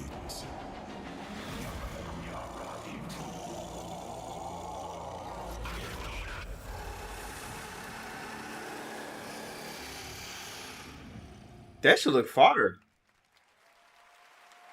I ain't played Warframe in a couple years, but like, Game Awards ahead. You thought the surprises were done? Nope, there's lots coming. But while you're here, head to supergameawards.com. you look so much cooler without a helmet. Bro, when I seen the human face Warframe guy, I was like, who is this guy? There's no way the Tennos have real faces. I always thought that was their face. It was just blank. It's been a helmet the whole time. Damn. There's actually a person in there. Ready for a new way to play? Experience the immersive world of Super Mario. Brought to life like never before.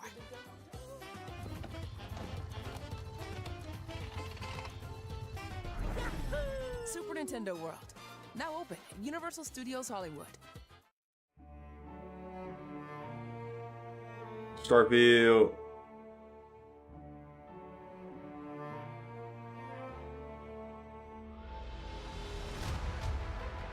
You said Space Ninja pretty much. Yeah, I played Warframe back in the day because they said, hey, it's been 10 years. I played Warframe back in the day. And I enjoyed it for the most part, but then I got out of it. I started playing other stuff. So I had to get rid of Warframe. And they just keep expanding Warframe. It keeps getting bigger. So I go back to check all the new stuff and be lost. Because they made the open world Warframe. I went back and I played it when they added the new Tenno lady. He said it's a masterpiece. Well, Warframe or Starfield?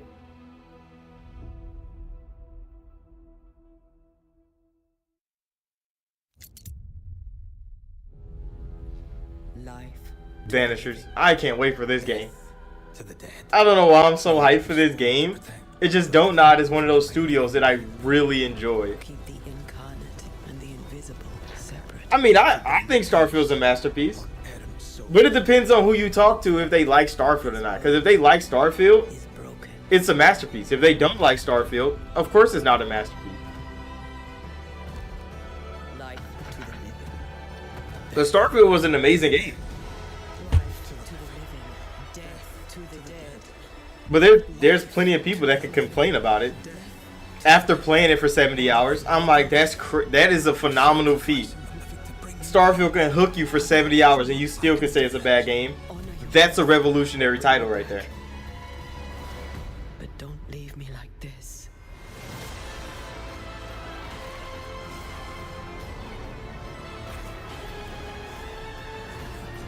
You said they should have got help from people that made No Man's Sky. Hello Games, do you know No Man's Sky was a horrible game, dude? People say that and it's like they don't remember that No Man's Sky came out a complete catastrophe of a game. No Man's Sky wasn't a good game. 7 years later, it's a good game, but people always talk in retrospect like Hello Games were good developers. They're not. They're bad developers. They released a horrible game that took 7 years for people to like it. How could people be like, oh, they should have got help from Hello Games? They had certain things right. Like what? Like circling a planet in half a minute? Starfield was about realism in space. It wasn't about just flying fast in a little ship. And I think that's where people get the misconceptions from. Ready or Not is getting a full release and is not coming to consoles. Why? What the hell is that, Ready or Not? I want to play your game. I just don't want to do it on PC. Like all Hello Games had going for it. Age of Empires, Call of Duty, Warzone Mobile, Little Nightmares, and Bro, Tom Clancy's Rainbow Six. You can't even explain the space travel in No Man's Sky. In 2024. You literally just get in a ship and start flying. Title you want to win, Google Play's own There's War Award. like the logic of Starfield is why the ships move like that. But if you ignore all of that and be like, oh, I just want to fly fast through space, of course you're going to think No Man's Sky travel is better. But that's the thing. People don't care of the technology of Starfield. They just think like, oh, space games let you fly fast in space. When in all reality, there is no flying fast in space. You said better than a cutscene? Have you played Mass Effect? Because all traveling through space in Mass Effect is cutscene. There was nothing wrong with it. The games nominated this year. It is showing the technology of a ship at work. I don't need to literally jump through space. The engine jumps through space. You pick a point and it jumps through space. You have nothing to do. When you go play Star Trek and you hit the warp drive and it opens that little rift and your ship goes through it, you don't control the ship. What do you need to control the ship for? You literally pick a destination and jump through space. And yeah, you can fly to a planet in real time. But in real time is actually hours. So if you fly from planet to planet in the same system, it takes hours to get there. Because ships don't go that fast in Starfield.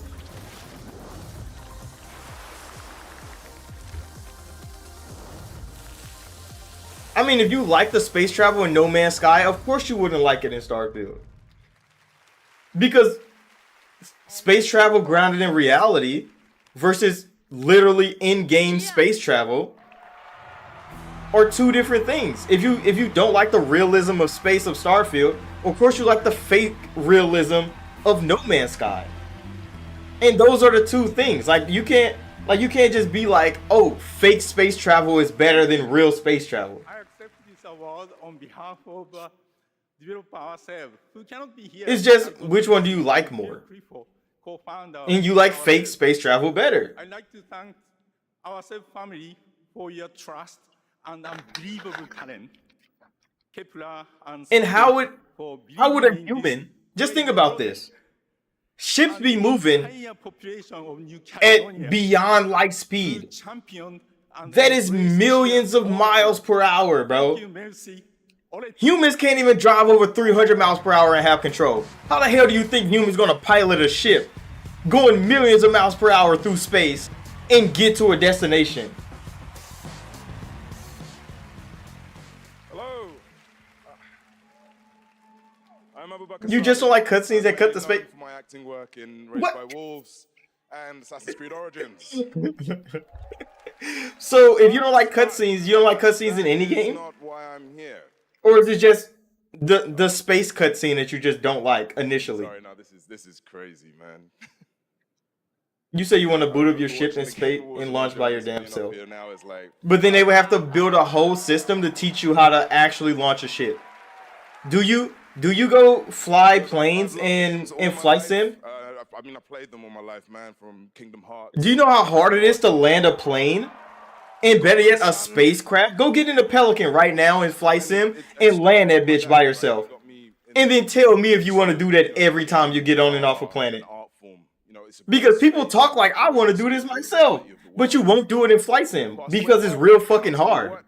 So how do they make it easy for everybody that plays their game? Because they already got like, what, 15 million people playing their game right now? How would they make it easy for everybody that plays their game to land and to launch their ship at the same time as giving you the feeling of actually doing it? Because Flight Sim lets you land planes. It lets you land spacecrafts. They have those in there. And it's hard as fuck. So the normal, regular Joe is not playing Flight Sim. And you say, I want to do it myself. You know how No Man's Sky does it? It lets you fall to a planet at 3,000 miles per hour and it doesn't do any damage. No, I'm going to offer you this game. A game from my old man. You said do autopilot for noobs, and that's exactly what they did the whole game. And you just said you don't like that. You want to do it yourself. So why would they give you the privilege of doing it yourself if they got to do autopilot for noobs anyway? That mean they just autopilot it for everybody because it's the fastest way to get the game done. Now you kind of understand the cycle of what development goes through, because they probably thought about that the same way you did. Like, oh, I want to do that. They could just... You said you're not the noob. Yeah, you're not. But how many of people are the noobs? So how many hardcores are playing Starfield over noobs? Not that many, because a lot of casuals play Skyrim, but none of them played Oblivion. So if Bethesda understands that casual fans need an easier game, they're going to make the game simple. And they did. But all the big brain motherfuckers out here want to talk like, oh, the game too easy, I want to do this myself. Go play Flight Sim. But you don't, because that shit is too hard. So you want it easier than Flight Sim, but harder than just autopilot because you're not a noob. I cannot stop. I will not stop. I mean, yeah. I mean, the game is what, 4 months old now? It's a story game. Of course they're not playing it no more. But initially, you said Flight Sim's born. Flight Sim is literally a flight simulator. So if you want to feel like you're flying a plane for real, you play Flight Sim. But you just said you wanted to do it in Starfield. They didn't let you. You can go do it in Flight Sim, but oh, it's boring. Because flying ships is boring. So it's more important in Starfield to fly a ship than to explore space. That's what you said. But if you want to go fly ships, you can do that in Flight Sim, but no, that's boring. See, that's why some of these people complaining about Starfield, they don't know what they want for real. They don't know what they want for real. Because you don't want to fly when flying is hard. When they give you the definitive flight simulator. But in Starfield, you don't get to fly enough, and now you're upset. So where's the middle ground in that? It doesn't exist.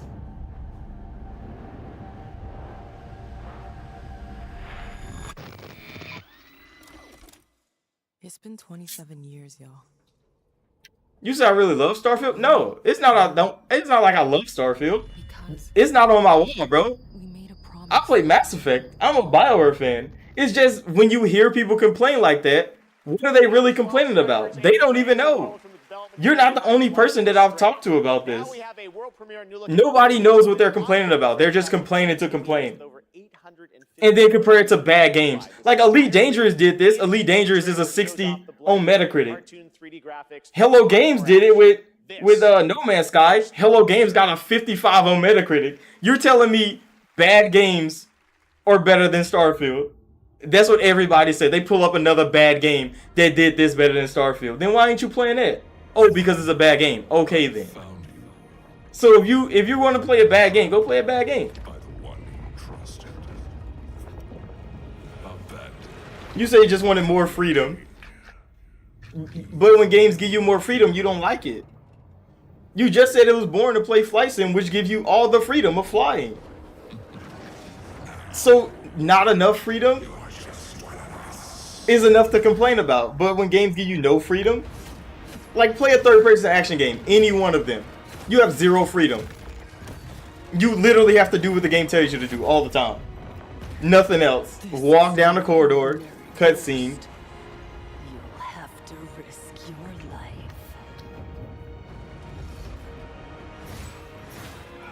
You said just flying. But how would you balance that? How would you balance it? Because you could complain about it. It's easy to complain about things, but then think about it.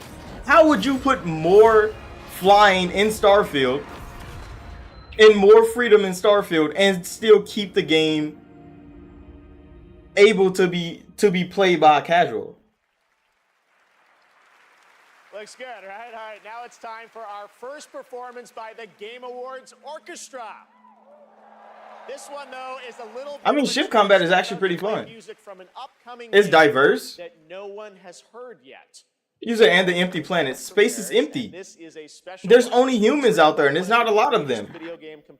Of course it's empty. Most of them you can't even live on.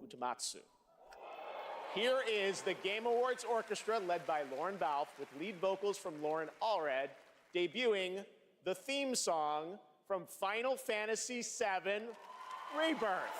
What? Enjoy. Final Fantasy VII is a game that already exists, bro. How are they just gonna free play the music they already have? God damn it. Fuck it, Square Enix.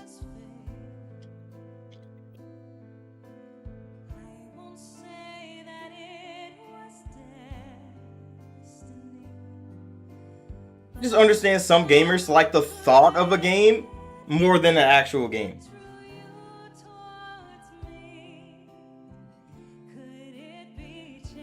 Because the space game everybody thinks they want never existed for a reason. Because it can't. There's no way it can. And everybody that tries to do that fails. And then people think like, why can't this game that I always think about exist? And it's because it can't, bro. How do you have actual space without actual space? With flying without actual flying? With great storytelling and all that combined in a game that you can actually sell. You can't. You can't.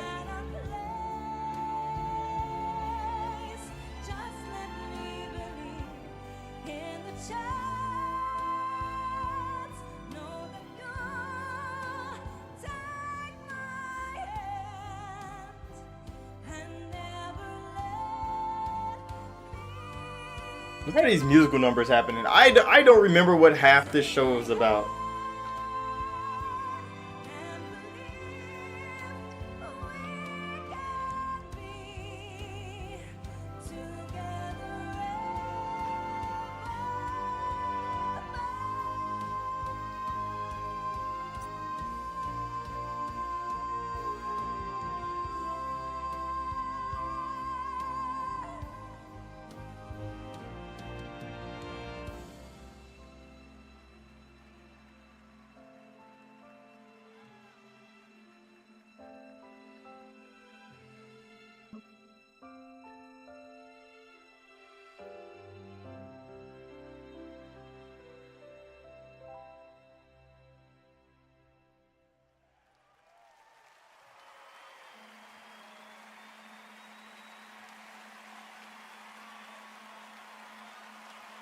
That spotlight was bright as hell on Buddy's face.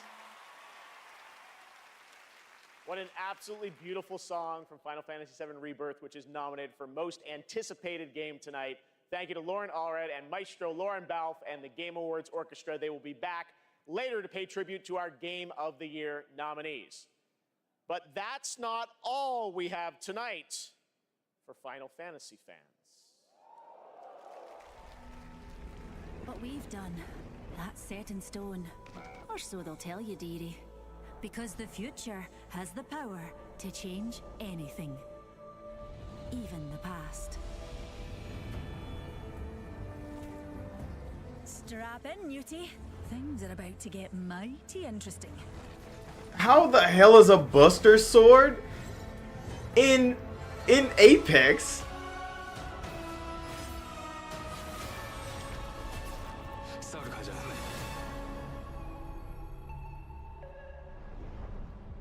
That collab is kind of wild. Where did that come from? That's a very fun one. Limits are made to be broken when Final Fantasy VII Rebirth comes to Apex Legends on January 9th. And that key art That is a strange collab. That is so weird. Thank you so much for that incredible announcement. Now it's time to announce the winners of a few more awards as selected by the fans and our voting jury. In the category of Best Score and Music, the nominees are Alan Wake 2, Baldur's Gate 3, Final Fantasy 16, Hi-Fi Rush, and The Legend of Zelda Tears of the Kingdom. And the Game Award Best goes score to and music? Final Fantasy 16. What? So congratulations. For music? Nominees for Best Independent Game: Cocoon, Oh, Dave the Diver is still there. Dredge, Sea of Stars, and Viewfinder. And the Game Award goes to Sea of Stars. Let's go. Congrats, Sabotage. Here are the nominees. Sea of Stars is so good. Support: Baldur's Gate 3, Cyberpunk 2077, Destiny 2, Final Fantasy 14, Community support. No Man's Sky. And the Game Baldur's Award Gate goes 3. to Baldur's Gate 3. Of course it is. Congratulations, Larian. All right. Nominees for Best Fighting Game. Those are God of Rock, Mortal Kombat 1, Nickelodeon All-Star Brawl 2, Pocket Bravery, and Street Fighter 6. Mortal Kombat 1. And the Game Award this year goes to Street Fighter 6. How the fuck? Congrats, Capcom. How the hell Street Fighter beat Mortal Kombat? Anticipated game. Your nominees this year were Final Fantasy VII Rebirth, Hades 2, Like a Dragon Infinite Wealth, Star Wars Outlaws, and My Tekken bad. 8. And the Game Award this year goes to Final Fantasy VII Rebirth. Congratulations, Square. I mean, yeah, it's the second part of a 3-part re-release of a game that was one game. Of course, it's the most anticipated game. If you played the first part, you're like, can I get the second part now, Square Enix? In 2024, and tonight we have an exclusive look at Penacone, the next destination. Do you still remember it? Fables about the stars. Its stories tell of what is and what was. Its pages will always reveal something new.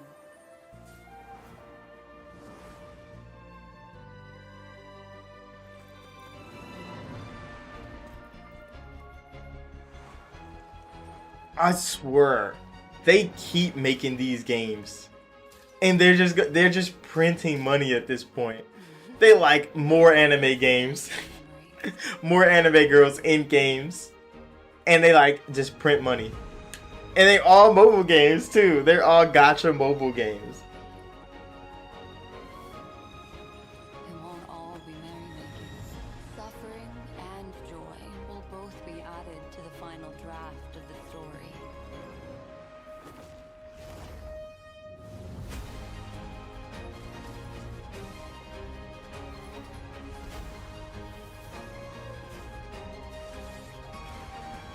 The path of the Trailblaze will continue. Perhaps on one of these pages, I'll appear in your story too. There was legit a train through space. Welcome to Penacone, young lady. May I ask your name? Acheron, the Galaxy Ranger. A nominee tonight for Best Mobile Game, Monster Hunter Now is the new mobile game from Niantic and Capcom. Like all Niantic's games, Monster Hunter Now is played in the real world, and tonight they have a special in-game event going on right now with new monsters, new weapons, and special free game items for new players to join the hunt. It's available now for iPhone and Android, so check it out, Monster Hunter Now. Oh, so it's like Pokemon Go. An exclusive new look at the new Fallout series. We'll be right back.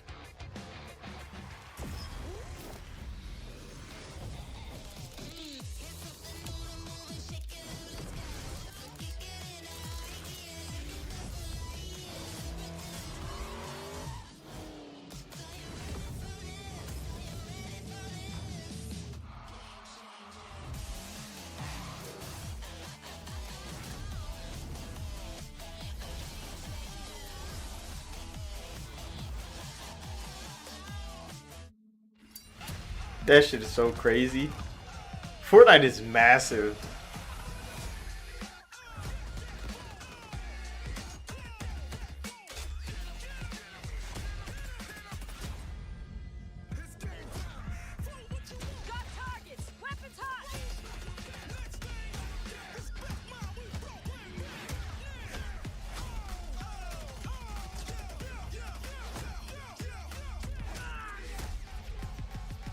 Meat.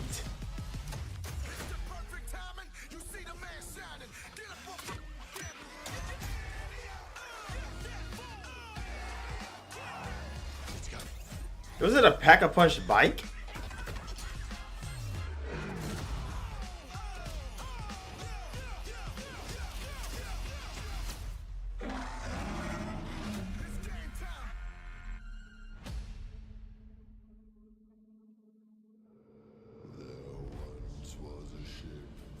This fucking game again. Skull and Bones, bro. It's actually coming out in February. Or are they going to delay it again in January? Like they did for the past like 4 years. 3-player co-op is not co-op. It's just 3 people on a different ship.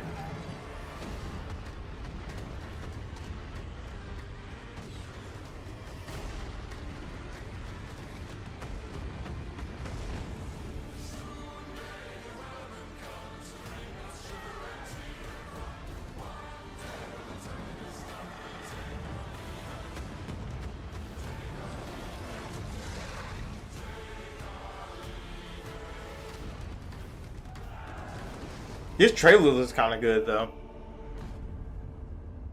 They got Ghost Ship.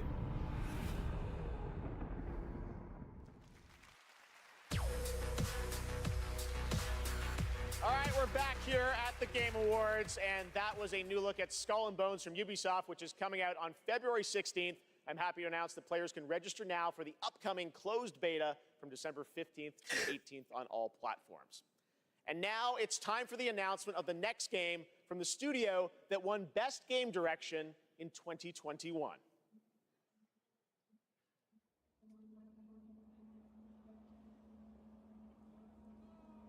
Arcane Leon.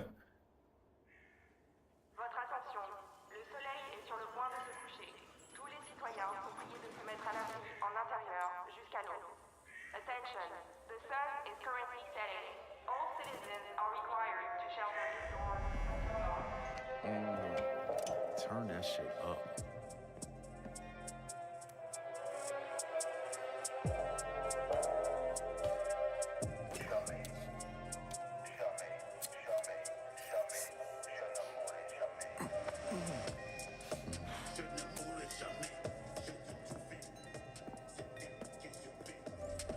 Relax, man. I don't bite.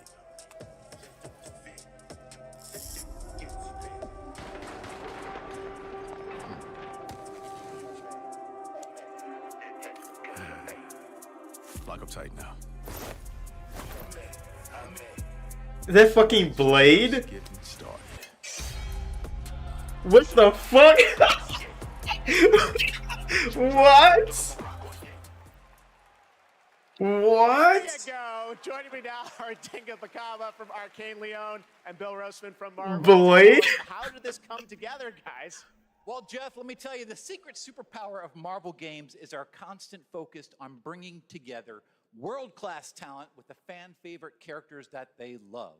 Now, we are huge fans of Arcane Leon, not only because of the story-rich fucking Blade, gameplay, but because of their authentic passion. And that's why, on Blade's 50th anniversary, we are so honored to announce this true Marvel team-up. Yes, and after Dishonored and Deathloop, our first order of business was to make another very arcane game, but with a title that is easier to say in a French accent. And when we had, when Sébastien Mitton and I had an opportunity to chat with Marvel, said, okay, let's really challenge them. Let's present our wildest take on a superhero that we both love. And we ate it up. I mean, the arcane touch fits Blade like his trademark trench coat. Blade from Arcane is crazy. Action-adventure game, single player, where you get to play Blade your way. For true believers, it's a dream come true. Very excited to learn more. Dinga, why this character? Well, he's the Daywalker. Eric Brooks is half man, half vampire, torn between the warm society of the living and the rushing power of the undead. And as a kid of mixed origins, his dual heritage resonated with me. So yes, it is a dream to be making a game about Blade in Paris. Blade game, bro, from Arcane. They have such good combat.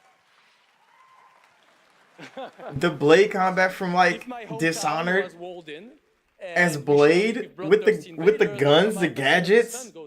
Ça serait un petit peu la merde quand même. Anything else you can tell us about the game? I know it's pretty early, right? I can tell you one thing. Okay. The entire team at Arcane Lyon is, pouring so much love into this immersive third-person action-adventure. It's third person. So it's not first. Oh shit. Cook. And voilà. Merci beaucoup. Merci. Whoa. Buddy's good. Dinga Bell, thank you very much, guys. Great announcement. All right, awesome. Thanks, Dinga. All right. Now please welcome the star of Twisted Metal, a nominee tonight for Best Adaptation, Anthony Mackie. Hey, Captain America. That Blade game is gonna be. That shit's gonna be fire. Arcane Lyon with a third-person action game, Blade. Thank you. Everybody gave up. You guys didn't. Hey, I just want to say a big thank you to everyone who watched Twisted Metal on Peacock. And hey, I have one thing to do before I get on to the award I'm supposed to represent up here, okay?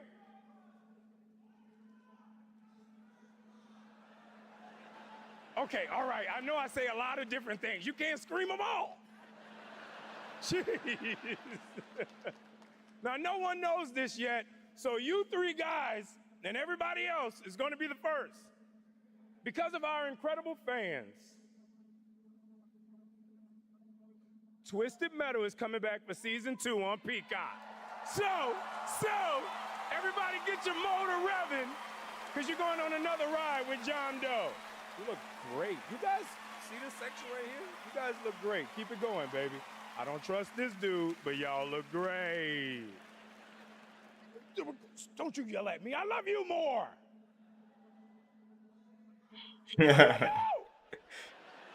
What is wrong with y'all?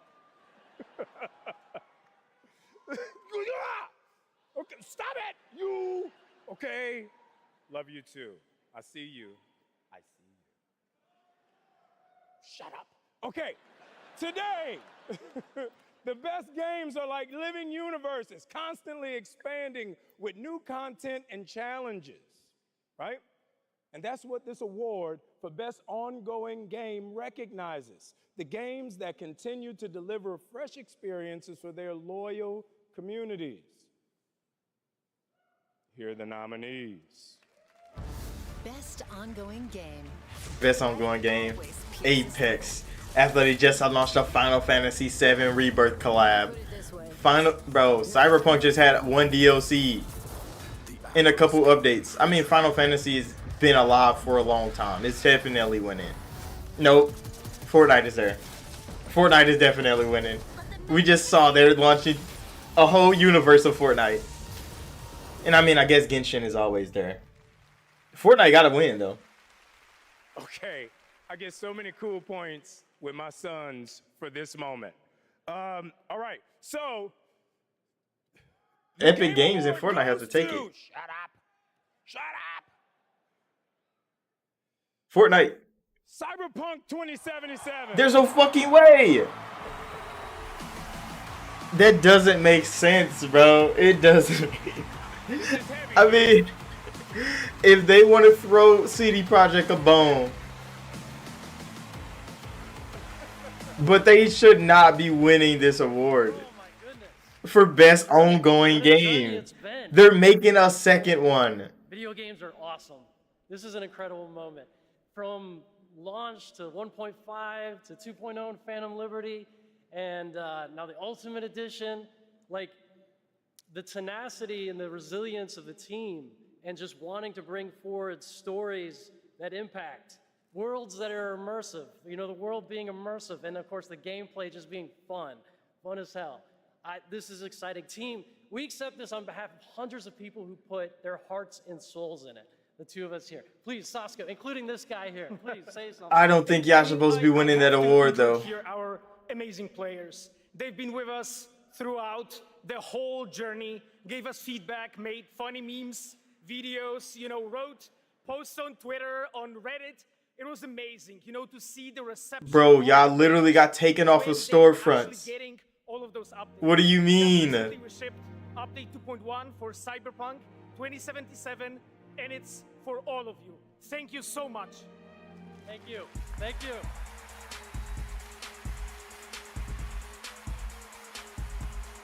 He was trying to go back to his seat.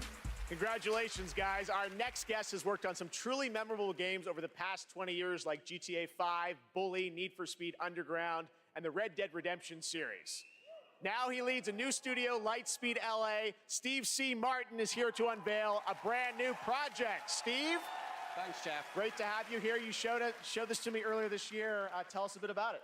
It's an honor to be here, so thanks for having us. Over the past few years at Lightspeed LA, myself and a remarkable team of over 200 talented, diverse industry veterans and fresh new talent have been in deep development on a fully original, AAA, futuristic open world game.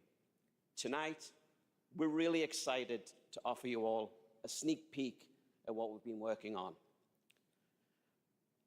Seriously, I'm so excited to share so much more with you in the future. But for now, I hope you all enjoy this first taste. Amazing. Let's take a look. Open Here world. See, I hate when people just want to make a AAA game. Like, if you're a new studio, make something you want to make. Not try to make a game that you want to make money on. Because then it gives people the wrong idea of what you're actually trying to do. Because if you're trying to make another game like everybody else is just to get into the front, it's... Damn. Damn. Through the hole in the door? Damn. Damn. I'm scared, Mommy. Please.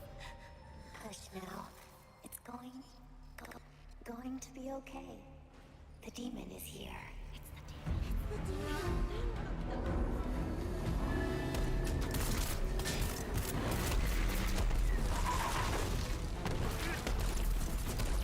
The demon is here. Damn, the demon is a demon. He's cooking, bro. Clean. Oh, it's a lady. The demon is a lady. Follow me. The robot mom got cooked though.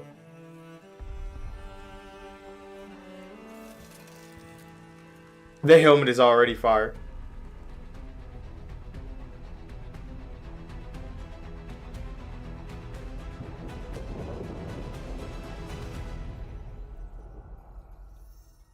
The Last Sentinel.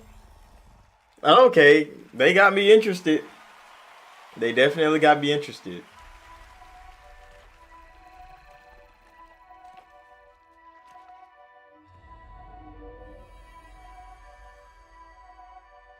Lift your head.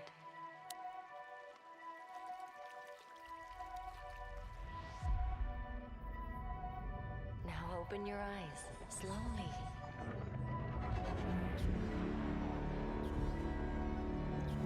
Is this that one game that just came out? Or did it not come out yet? Take a breath and look around you.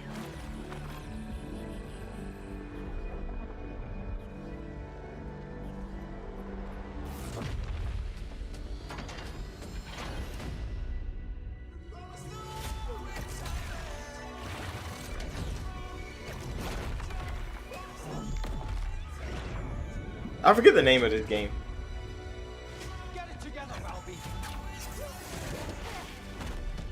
Fate always tests us.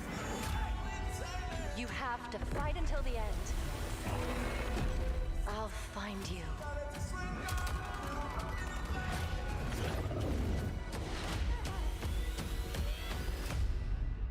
Yeah, the first Descent. Okay, it is that game. It didn't come out yet. Oh, the demo, not the demo, the beta was what people played. Summer of 2024 from Nexon. Now we have a new look at Hoyo versus next big game, Zenless Zone Zero, an urban fantasy ARPG. I had my eye on this one for a while. We had it at Gamescom, and we're excited to unveil their latest announcement right here at TGA.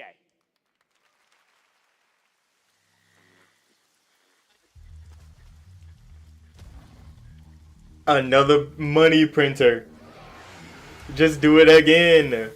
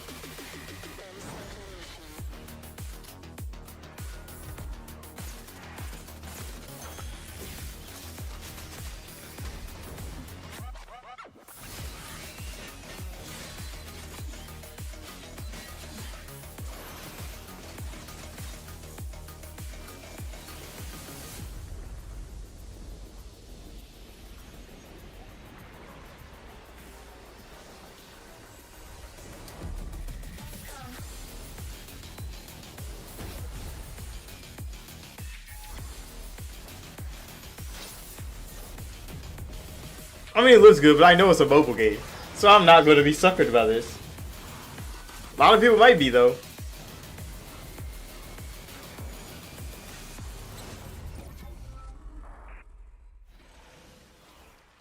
They gonna get me there, bro. They about to catch people.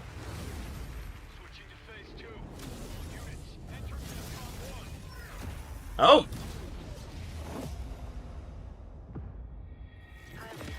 Did you see that fly? Is that Gundam? See, we need a game with good flight mechanics like Anthem. But nobody's kind of captured that yet. I mean, I guess Miyazaki kind of did. But it's not as free-flowing as... That looks fucking crazy. Is this PvP? I think it is.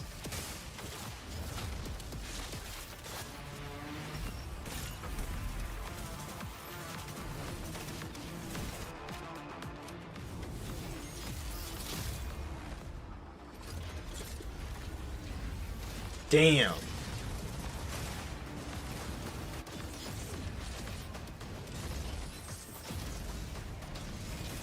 Yeah, it's Rubicon all over again.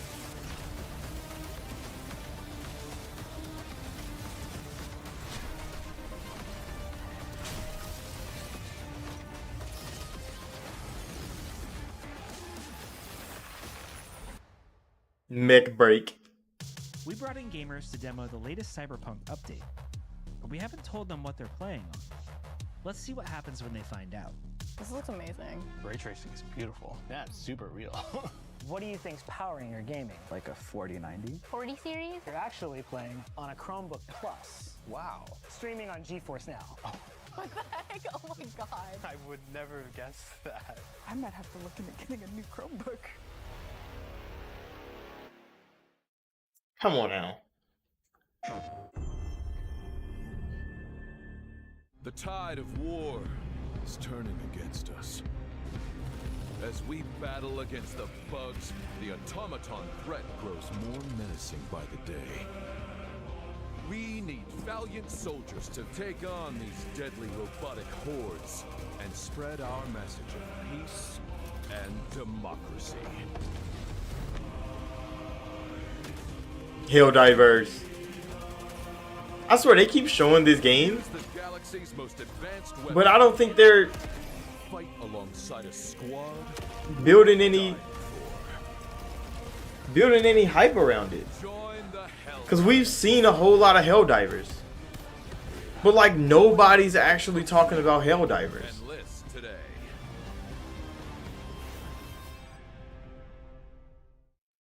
Maybe when it comes out, it gets more traction. What is your life? Let's go, Space Marine 2. My honor is my life. What is your craft? My craft is death. Look at that fucking game, bro. Saber is putting their heart and soul into this one. My pledge. It's probably going to be short. Service. I don't think it's going to be too long.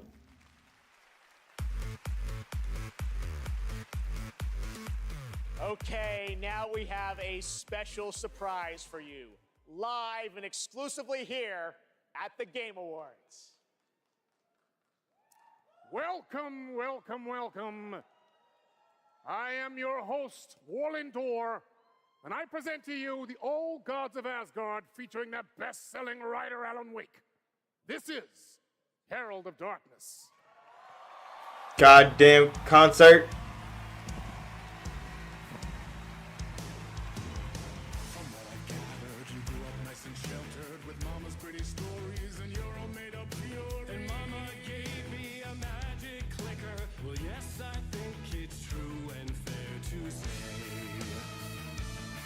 Hey, Alan Wake is actually there.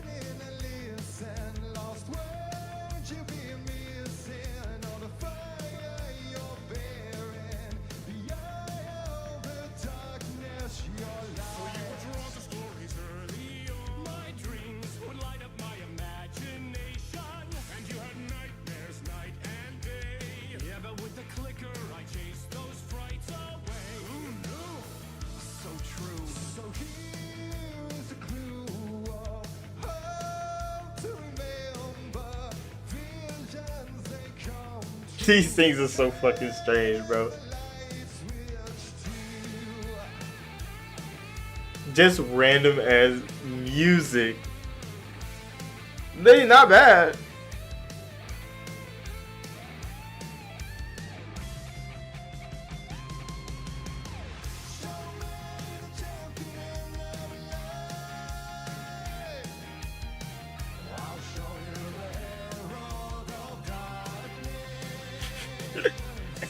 It's just so funny that this is a gaming showcase, and they're like, I mean, it's becoming more than a gaming event at this point.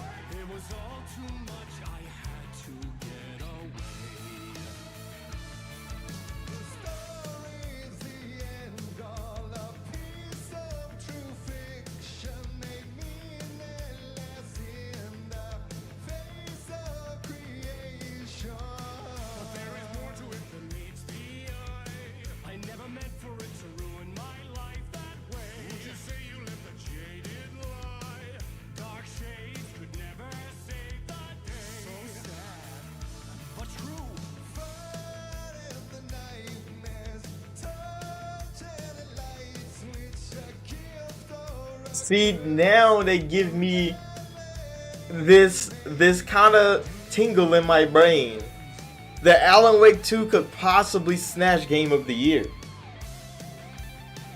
It could possibly snatch Game of the Year. What? What is he doing out there? He's in the choreography. Sam Lake, what are you doing?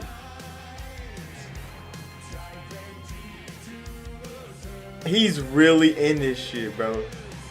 He's always a part of that. Like, Remedy's team, bro. Sam Lake. He's the GOAT.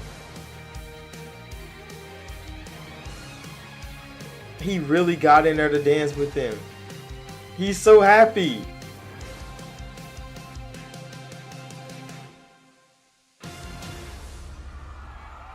They can actually snatch Game of the Year. They have a legit chance. I've said that earlier in the show. They actually have a legit chance. I think they still lose, but they have the best argument out of everybody else. The fabulous fabulous Poets of the Fall performing in the role of old gods of Asgard. Thank you to the band, Sam Lake, Remedy, Epic, the cast, and everyone involved to bring that performance to life, something you will only see right here on the Game Awards. Now it's time for an update on a game we announced back at TGA in 2017. What? The game's still not out yet? We all shared the same story. Oh, this game's supposed to be coming to console, don't it? A family of strangers. A strange family. We have lived 1,000 lives. We have died 1,000 times. Whoever we were before this torture, we are now as one. Until the end. One final battle. My friends.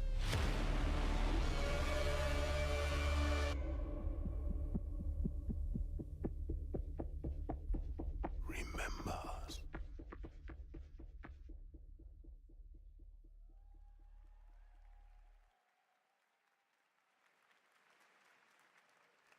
Joining They me still now ain't- is Ulf from 10 Chambers. Crazy, that was 6 years ago. We announced GTFO, and that's the final chapter. You've got a free weekend on Steam. Looks fantastic, but I think there's a little... Is it not coming to story you're console no also more? working on, right?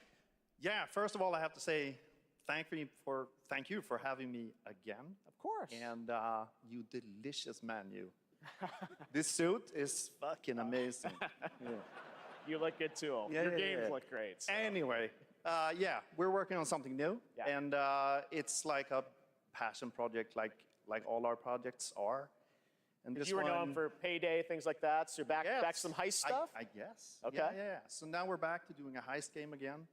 And it's sort of a sci-fi thing that I've been dreaming up since I was a kid, basically. Okay. And yeah, it's, it Should is we what announce it it to is. the world? Yes, we should. You've been working on this for a number of years. Yes. I'm so excited. It's Yeah. finally time. Thank you. Check out the new game from Ulf and 10 Chambers. Here we go.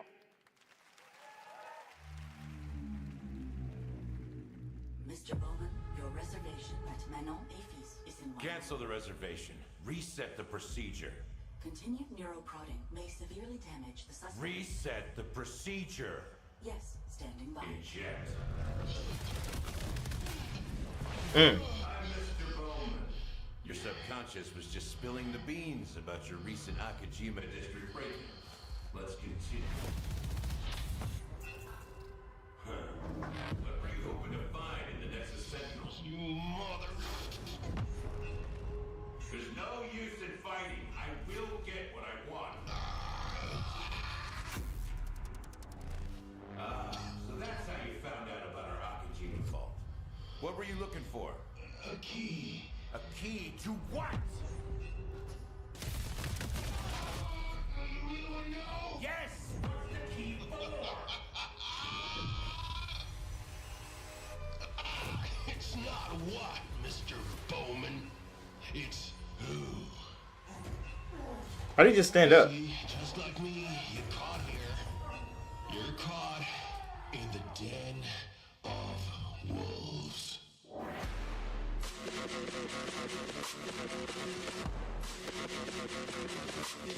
Okay.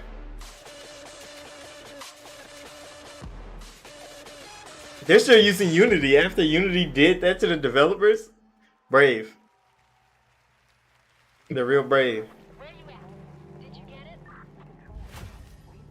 Oh.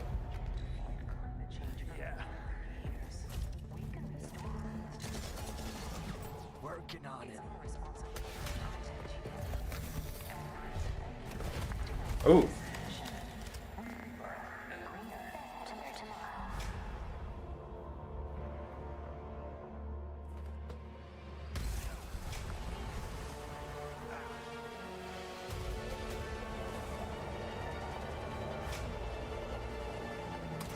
Oh.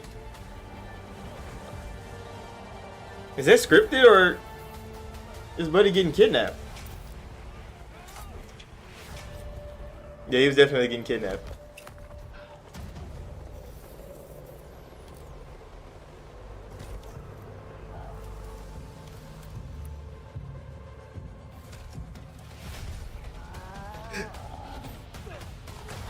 Damn. I mean, he's in armor, so he should be fine. Good to go? Easy in, easy out. That's our ride.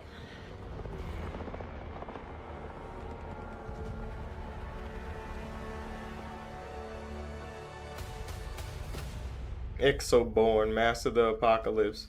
Is that another Battleground game? That was Exoborn. I met with the team at Gamescom to take a look at that upcoming tactical open-world extraction shooter, and the project is led by some of the creators of The Division. And besides facing other players and warring factions, vertical gameplay, as you saw in the Forces of Nature, unlock the potential of the players' exo rigs to help master the apocalypse, as they say. Much more is coming in 2024 on Exoborn. Now, please welcome the voice of Loki in Asgard's Wrath 2, one of the most ambitious and anticipated VR games yet, Matt Mercer.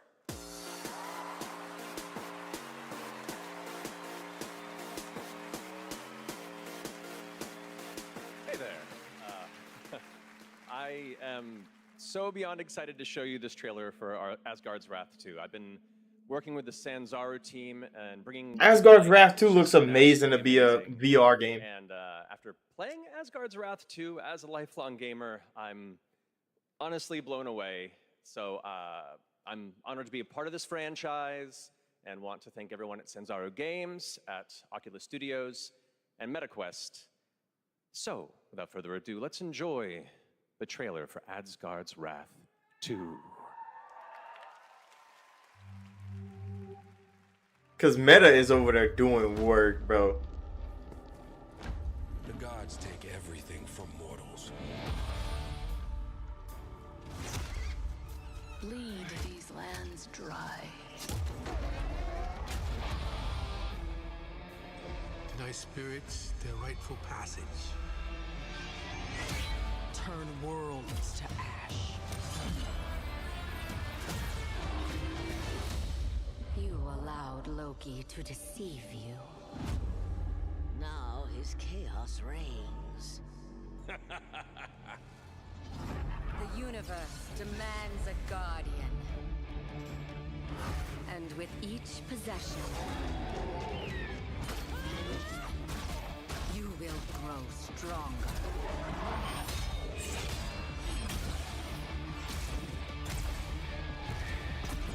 They're fucking adaptive AI and everything in VR. Oh, dutiful guardian. It's lovely. To right your wrongs.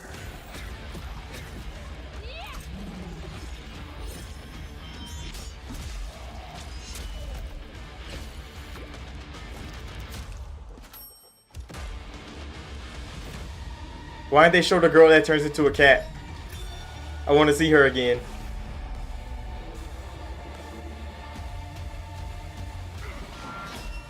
Oh, good parry. Damn. There is no time or place you can hide.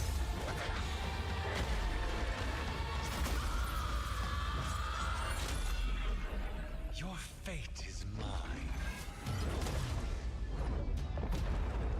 The game looks so good. December 15th. It literally comes out next week. I don't even play VR, but that game looks like I should play VR. Foolish mortals, oblivious to the chaos that awaits you just outside. I'll see you sooner than you think.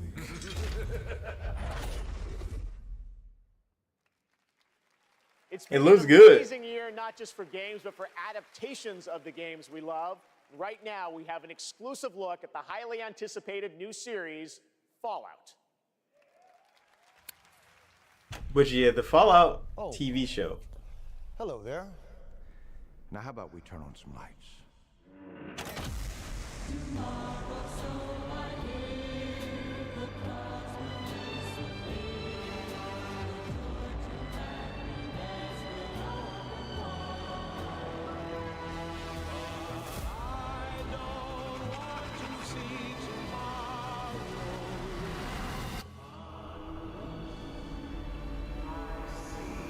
He better call somebody smooth skin. War never changes. They said the thing. Cause look, when I first seen the trailer, they didn't say war never changes in it. And I was kind of disappointed. From Fallout, please welcome Aaron Moten, Ella Purnell, and Walton Goggins. Where the fuck is Todd? Where's God Howard? What's up, y'all? I hope you don't mind. We brought a little extra security. Thank you for having us. Niggas in power armor, bro. Damn. On Prime this April. But our real honor tonight is that we're here to hand out the award for Best Adaptation. What? What, dude? It says our bosses are here. What? Yeah, there they are. Oh, there's Todd. Jonathan Nolan, Mr. Howard. Good catch, buddy. The GOAT. Yeah, but we should probably hurry this up. I don't think he can breathe in there. Yeah, how you doing, big man? Okay. All right, let's go. Okay, so this year, video games and film and television were bigger and better than ever before. Here are the nominees for Best Adaptation. That power armor looks so good. There's like people being like chief armor. That shit is fire. All I ever wanted to do is be a racer. If you don't think there's hope for the world, why bother going on? I got this. No problem. 20 years ago, the world fell, and that's where the cars and guns come in. I think Mario takes that, don't it? The best. Unless it goes to The Last of Us TV show. The Last of Us. Yeah. Because if it was going to be a movie, it was going to be Mario. If it was going to be a TV show, it's Neil. It's The Last of Us. Because they took that shit by storm. I know people that don't even fuck with the games. And they really like the show. And that's what Neil wanted all along. He's like, do I want to be a game creator? Or do I want to make TV shows and movies? And he's like, this is my chance. Make this motherfucker TV show. It's going to be a Last of Us movie coming next. Partner in crime, Craig Mason, is watching up in Canada, getting ready for season 2. Huge thank out to our Naughty Dog family. This wouldn't exist without all your incredible hard work. Big thanks to HBO and the support they've given us. And big thanks to our Last of Us community. None of this exists without you. Thank you so much. And we also want to thank our partners at Sony Pictures. A special shout out to Carter Swan and the whole PlayStation Productions team and everyone at PlayStation. Thanks so much. You gonna shout out Mark Cerny or what? Nope. Mark Cerny doesn't get no recognition. He's not as respected as Kojima. But he's in a big ass power armor.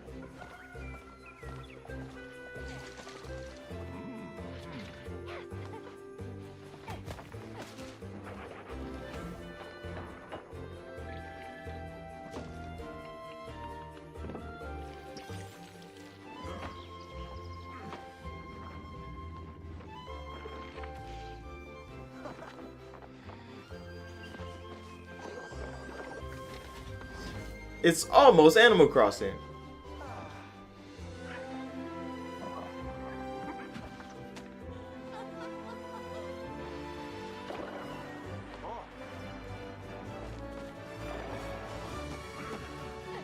I think it's multiplayer though. Fortnite gliders?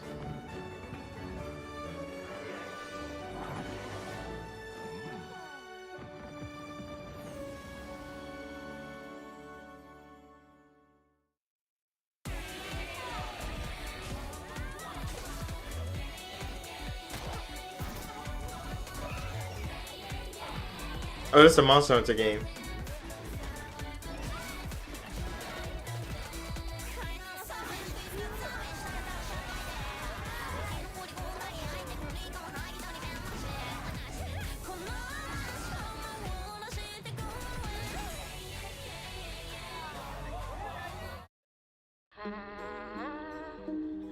When I was younger, struggling with who I was, what my place was, I took a lot of that anxiety and put it into making games. And it's evolved over time, especially as I've gotten into AAA. Well, guess what, everybody? Hindsight is a narrative exploration game which spans the life of a woman named Mary, is taking a core of something that happened in my life, keeping that and fictionalizing the rest of it. Whenever someone tells me that they've cried from something that I've made, it's always when people cry is where I feel, yes, I want to keep doing that. I want to keep making people feel things. Oh, that's a...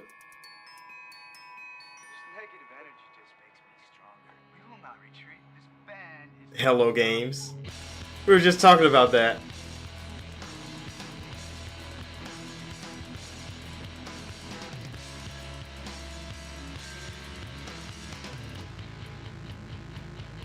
How the narrative is skewed. But I mean, they did a lot in 7 years.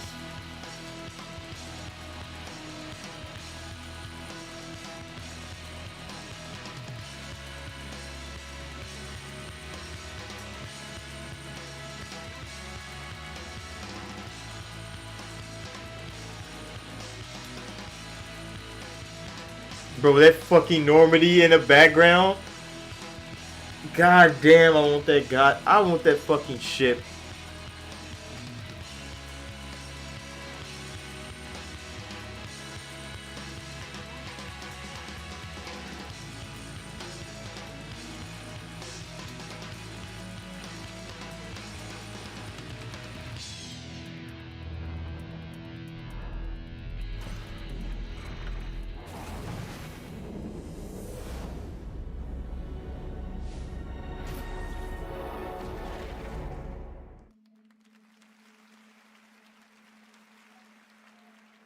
That right there was No Man's Sky, a game we announced 10 years ago with this guy right here, Sean Murray. Sean, looks like the content keeps rolling in 2024. But what does the next decade look like for Hello Games? Well, to start with, next year is going to be a really big year for No Man's Sky. Like you said, I've been working on it for 10 years now, and I still really love it, still really enjoy it. But what people don't know is that for the last 5 years, we've been working on something new. Another game. Yeah, something very different, something maybe more ambitious. You know, for... Here we go. Yeah, here we go. Because last time they wanted to go so ambitious, they launched No Man's Sky to no avail. It was horrible. It took 7 years for people to like it. Kind of sparse, alien-looking planets, and that wasn't easy. You know, it was hard, but there is something that's much harder that we wanted to do. For our new game, we wanted to create an Earth, you know, something as varied, a planet that is as varied as a universe, something bigger than Earth, something with, you know, mountains, real mountains, not video game mountains, but mountains that are miles high, taller than Everest, that when you climb to the top of them and look out, you can see rivers and canyons and continents, you know, you can see oceans. So is this like an open world planet kind of thing? Yeah, I mean, the first real open world, right? Something without boundaries. And we're going to let everyone play in it together. It's, you know, a place where people can live out their sort of adventures together. So this man is like, I need to make Flight Sim an actual game. That shit is going to be wild. So we have a trailer. And, you know, it's quite a small team that's working on it. Yeah. There's about a dozen of us. Actually, everyone's here. Everyone from the team is here. We're very excited to share this. You and I have been talking about this one for years. Yeah, we're super nervous, you know, but really excited. What do your world look like? You know, if people like it. This is a game I would like to still be updating 10 years from now. All right, so Game Awards 2033. We'll be back. But no, let's take a look. This is such an incredible project, and I'm honored that we get to show it off. I want to see it because, I mean, Hello Games has the right mentality when it comes to making games. It's just, do they make fucking good ones? Debatable.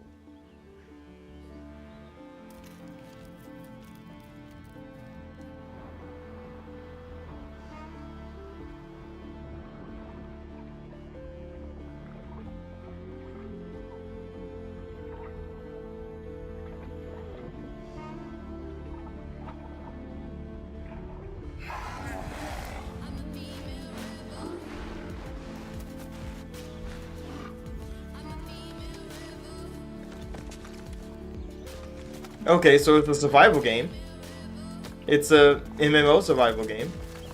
Because they're just collecting resources and building. But like, how do you do that on an MMO scale?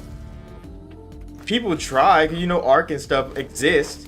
But then you see people taking over the map of Ark. And when new players come in, they can't really do anything.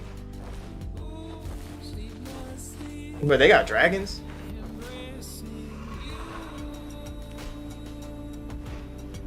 See, I kind of wanted to see y'all walk up that mountain. Because I want to see, like, the scale of the game, not just you flying up with a dragon.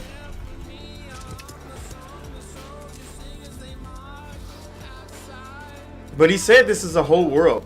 One planet, bigger, more varied, and fully open. No boundaries. That is the next generation of gaming. But what platform can run that? Because all that loading has to go to something. That's the same logo, bro.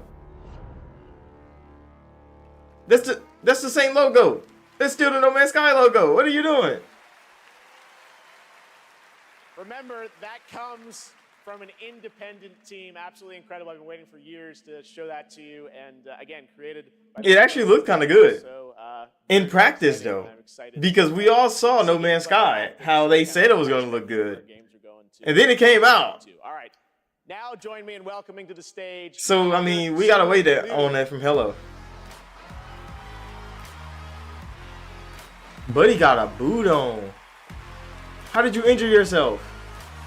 That was almost me when my Achilles was fucking up. How y'all doing tonight? My God, there's so many of you. You guys all look so beautiful. All right, first off, I want to address the elephant in the room. My foot's fine, you guys. I did tear my Achilles. Everybody's having Achilles injuries. See, he's literally me. I wish there were a better story to this, you guys, but the story is this. You know, as you age, as you get older, you know, particularly as you cross the 30 threshold, your body starts to break down, all right? Things start happening, unless you're Anthony Mackie, for whom I think the laws of aging don't apply. Guys, just, if you're not Anthony Mackie, learn to appreciate the importance of stretching, all right? It's very important. Yeah. Because I don't stretch. Real at the Game Awards, all right? Now, I'm here to share something. And my motherfucking Achilles, it was definitely stretching out, and it was like, they shouldn't do that. Time strategy game, Stormgate. Now, RTS is a genre that I was absolutely obsessed with as a kid. I loved building armies and obliterating my enemies in Age of Empires, Command and Conquer, and of course, my absolute all-time favorite game, StarCraft. StarCraft. Let's go. But it's not StarCraft, not yet. I'm so happy you guys cheered for that. If you've been destroyed by carriers and void rays on BNet at any point over the past 10 years, that was definitely your boy. And that's why I'm so excited for Stormgate. Look, it's a noob strat, I understand, all right? But I loved it. Look, that's why I love Stormgate. It was made by a team of ex-StarCraft developers who are just as obsessed with RTS as I am. And in addition to competitive and co-op modes in the game, it's got an ongoing campaign that was written by Frost Giant with a little help from the legendary Chris Metzen. And so, yes, I brought a little bit of gameplay for y'all, and the first reveal of a pretty badass new character who I may or may not have gotten to voice. Let's have a look. All these Hollywood actors are just voicing characters in games now. It's one of those things.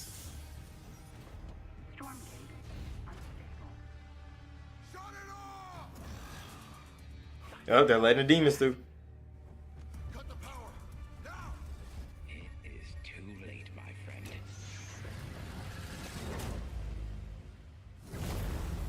Damn. In God's name have we done? We? I thought you was there to stop them. You the one caused this.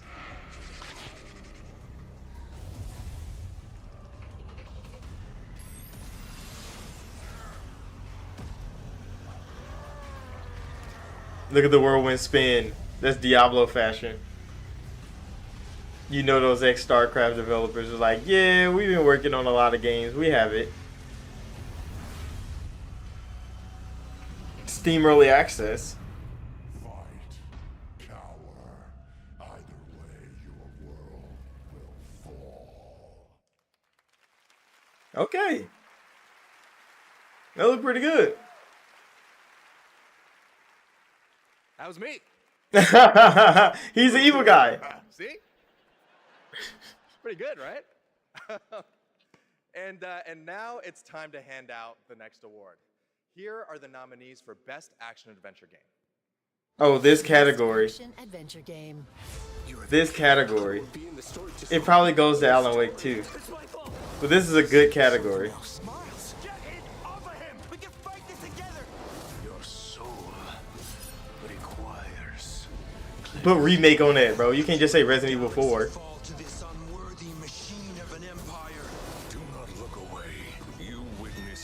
See, Zelda shouldn't be here. It should be in the RPG category. But I mean, Best Action Adventure, Zelda Tears of the Kingdom. No surprise here. Legend of Zelda Tears of the Kingdom. Facts. Facts. You can't disrespect Zelda like they not the #1 game this year. Even though they probably don't win Game of the Year. They need their respect where it's due. Tears of the Kingdom is actually a phenomenal game. Oh, I like how they got the you know, the dudes in the aisles that they know who's walking up the stage, so you know, Rabbi Bill Clinton kid can't just get on stage again. このゲームを作ったすべてのスタッフを代表してこのような賞をいただき本当にありがとうございます。I'm so glad to be able to be here to accept this award on behalf of everyone who worked together to create this game. 我々開発チームはこのゲームをゼルダの伝説の中で最も壮大な冒険になるように一生懸命作り込みました。Everyone on the development team truly gave their all in making this game the best that it could be. プレイヤーの皆さんそれぞれのユニークなゲームプレイが皆さん独自のハイラルの物語となります。プレイヤーの皆さん本当にありがとうございます。Everyone's unique approach to playing this game can become their own personal story as an adventure through the lands of Hyrule. And to all the players, yeah, it's an RPG game, but they giving them Best Action Game. Like, come on now, bro. You know Zelda's an RPG. It's always been a JRPG since I was a child. Since I had the gold cartridge Ocarina of Time. That is a role-playing game right there. I am happy now to announce winners in a few more categories at the Game Awards. Here are the nominees for Best RPG: Baldur's Gate 3, Final Fantasy 16, Lies of P, This Sea of list, Stars, and Starfield. And the Game Award goes to Starfield. Baldur's Gate 3. Of course, it's Baldur's Gate 3. Here are the nominees for Best Sim Strategy Game: Advance Wars 1 and 2 Reboot Camp, City Skylines 2, Company of Heroes 3, Fire Emblem Engage, and Pikmin 4. Fire The Emblem. Game Award goes to Pikmin 4. Man. Here are the nominees for Best Sports Racing Game: EA Sports FC 24, Hell no. 23, Maybe. Forza Motorsport, Yes. Hot Wheels Unleashed 2 Turbocharged, I haven't played it. Crew Motorfest. Hell no, not This the year, Crew. The Game Award goes to Forza Motorsport. Yeah, Forza Motorsport is a dominant racer. Like, it doesn't miss. Multiplayer this year are Baldur's Gate 3, Diablo 4. See, this is a weird fucking category. Because Baldur's Gate 3 is not a multiplayer game. And the Game Award goes to Diablo 4. Baldur's Gate 3. But yeah, it's gonna sweep. But it's not a multiplayer game. It just has multiplayer in it. 100% voted by the fans. Baldur's Gate 3, Cyberpunk 2077 Phantom Liberty, Genshin Impact, Marvel's Spider-Man 2, and The Legend of Zelda Tears of the Kingdom. And the Game Award goes to Baldur's Gate 3. Congratulations, Larian. Let's take a look now at this spectacular celebration of mobile gaming on Sphere from Google and Samsung.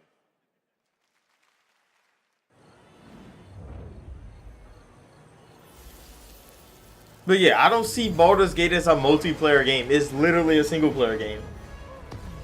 A single player RPG game. But you can play it multiplayer. But it was versus actual multiplayer games. And it won. And it's like, but those are actual multiplayer games. Like, How do you beat actual multiplayer games at multiplayer when your game is just maybe multiplayer? Like Diablo's an MMO. The rest of them were multiplayer centric games.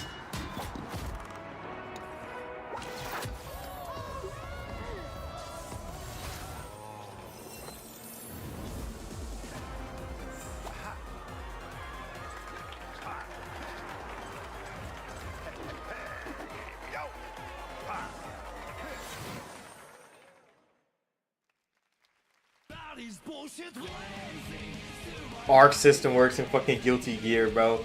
Every time I see this game, I be like, I want to play it again, and then I get fucking shit on, and I'll be like, yeah, I don't want to play it no more. Because the players, oh my god, they're like, it's only the good players. Only the good players are there. I don't meet many trash players of Guilty Gear, so when I walk in as a casual, I get fucking shit on. I thought she was about to eat something. That was a mic.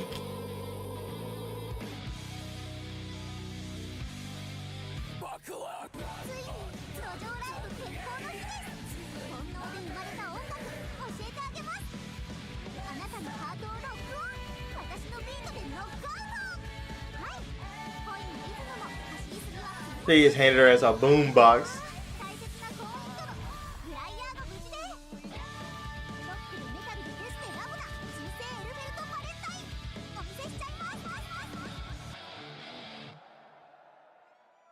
Tomorrow.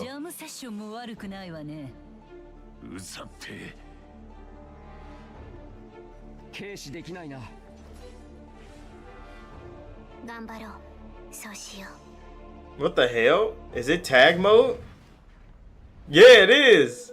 They 3v3 it out here now. I should play that, but I know I'm gonna lose even worse. My teammates are gonna be like, you scum. Dog water. Nicotine addiction can make stress worse.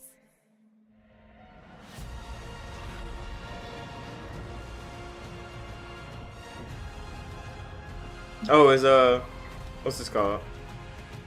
Arc. Which Arc, when it launched on Xbox, it was in a weird place because like the PC people been there for so long that when the Xbox people came in there, they literally couldn't play the game.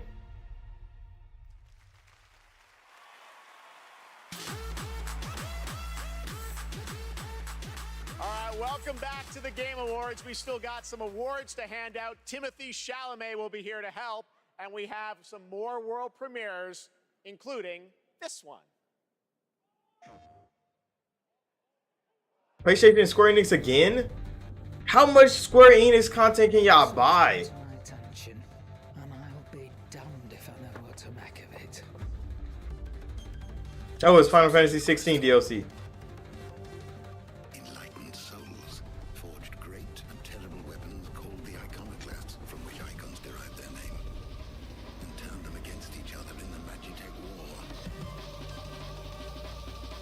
Somebody's woken this place up.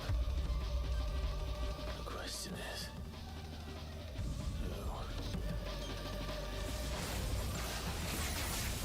What the hell is an iconoclastic defense system? I've a feeling we're about to find out, and that we will not like the answer. Then we better cut these. Is that the little brother that's supposed to die in the beginning of the game? That nigga's alive? I mean, I didn't play the game, of course. Of course he was the evil guy the whole fucking time. It could be nobody but him.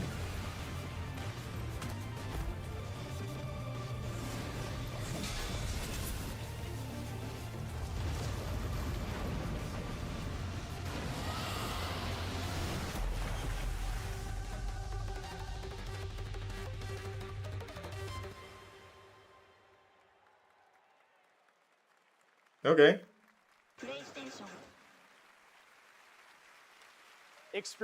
Just imagine being carried by Square Enix, bro. Final Fantasy 16 with Echoes of the Fallen, which is out tonight on PlayStation 5. There's a shadow drop for you. Now to present our next award, Best Game Direction, Please welcome one of our industry's greatest creative. He said there's a shadow drop for you. And global GM for Star Wars. But I mean, you just have to go buy it real quick because they didn't sell it before, so it's how you could just pre-buy it. So it's a shadow drop that you gotta go buy to play. Still shadow drop though. Nobody knew about it. Hideo. All right. Good evening, everyone. So, game design can be chaos. Actually, let me rephrase that. The best game design is almost always part chaos, right?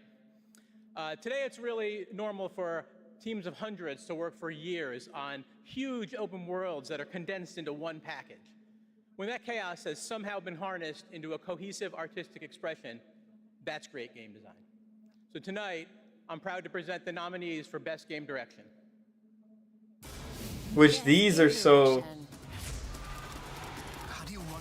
Like, I think Alan Wake is the only game that did something different in gaming.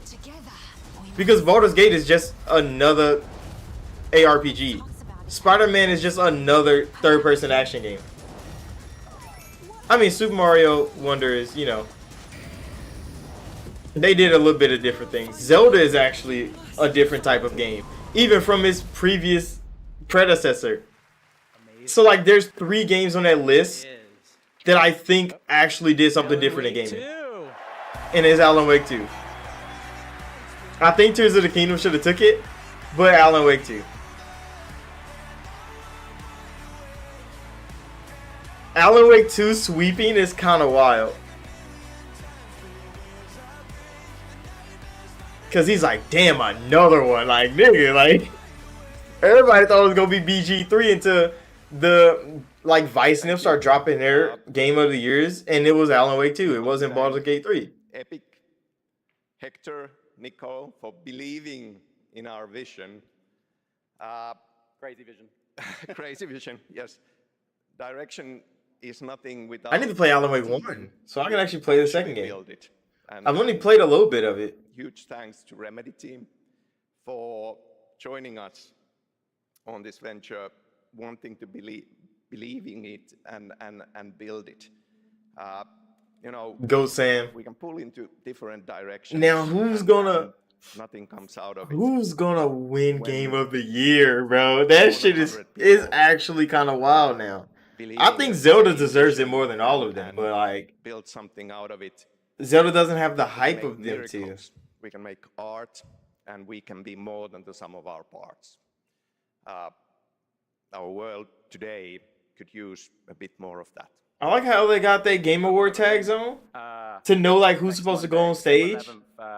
Because that's exactly what security is looking for. If you have your Game Award tag on, you can go on stage. If you don't have a tag, you can't leave your seat. That's actually smart by Jeff. That's real smart by Jeff. Like, yeah, let's make Game Award tags and give it to all the people that's actually going on stage. So if you look in the crowd and they don't have a Game Award tag, they're not leaving their seat. The creative director of the finals. What the hell is the finals? I've heard of that before, but I don't remember it. It was that weird space game. Space shooting game. When we started building this game, we set a bold vision for ourselves. Oh no, that was the new game that dropped. That was in like open beta or something. It needs to be something that no one else is doing. That everybody was like, this shit is Standing here peak. today, I'm It's so like proud what is it? 6 teams all fighting each other? at Embark Studios who helped make this crazy dream a reality. Or is it 4 And teams? of course, 4 teams or 6 teams? all of you are amazing players. Watching you play the finals has been the most gratifying experience of my entire career. You're not just a part of this journey, you guide us and you inspire us, and I love you for that. Now, let's watch our latest trailer and keep your eyes peeled for the launch date at the very end. It might be sooner than you think. Thank you, and enjoy. The finals actually coming out because they beta launched and it was a big deal.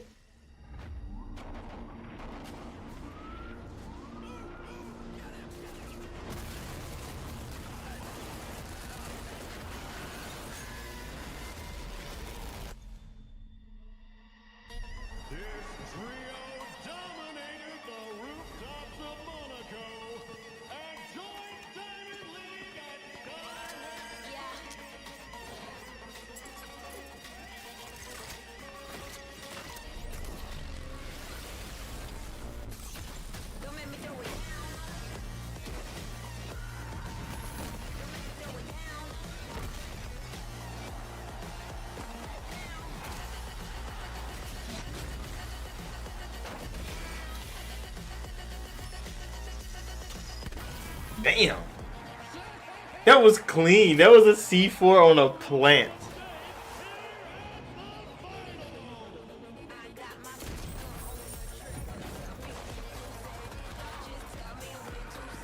I might have to try this out one time. I didn't get to play the beta.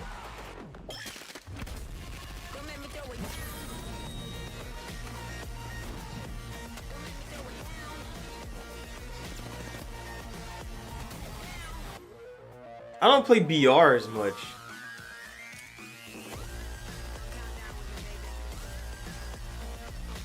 Huh. Holy crap.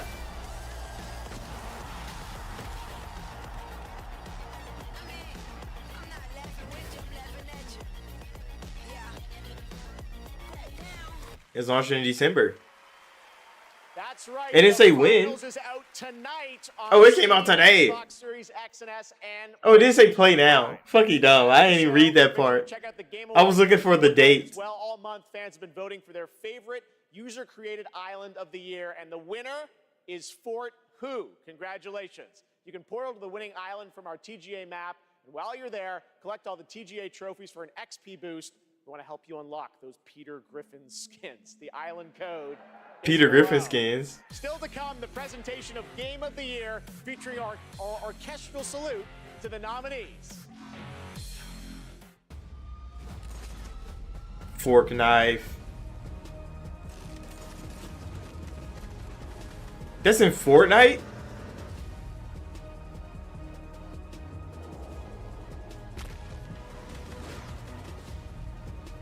They put Battlefield in Fortnite? That's why Battlefield is struggling. Damn. Fortnite is becoming fucking what is it called? It's becoming It is time for you to join the others. Roblox. Our destiny. BG3. Larian did such a good job with Baldur's Gate 3. Such a great job with Baldur's Gate 3. Just wait till you see Baldur's Gate. You'll never want to leave. Look at that shit, bro. They dominated the critics. They dominated the critics. Hey, look, there's an Xbox version.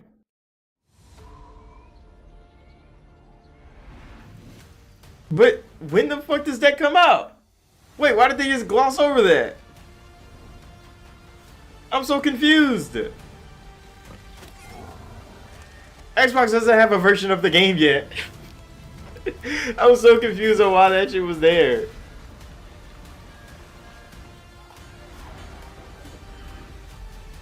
I guess if you buy physical, you can play it on Xbox Series X. Because you can't play it on S. That's why I don't have a digital version. Which mobile game you're hyped for in 2024? After the show, check out the TGA post show on Twitch, where Google Play will reveal the winner of its Play More award. Awesome. Thanks, Sydney. Well, now it's time for tonight's final world premiere. That's right, we're getting towards the end of the show. And this one, I will let speak for itself.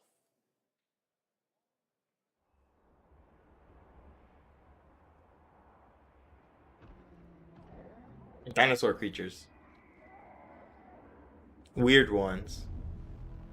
Storm.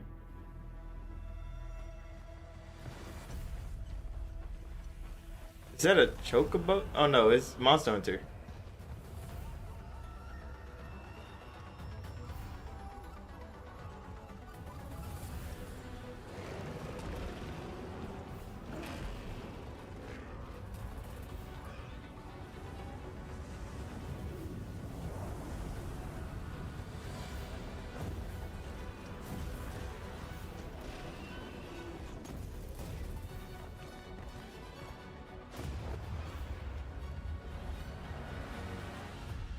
The next Monster Hunter game is kind of wild.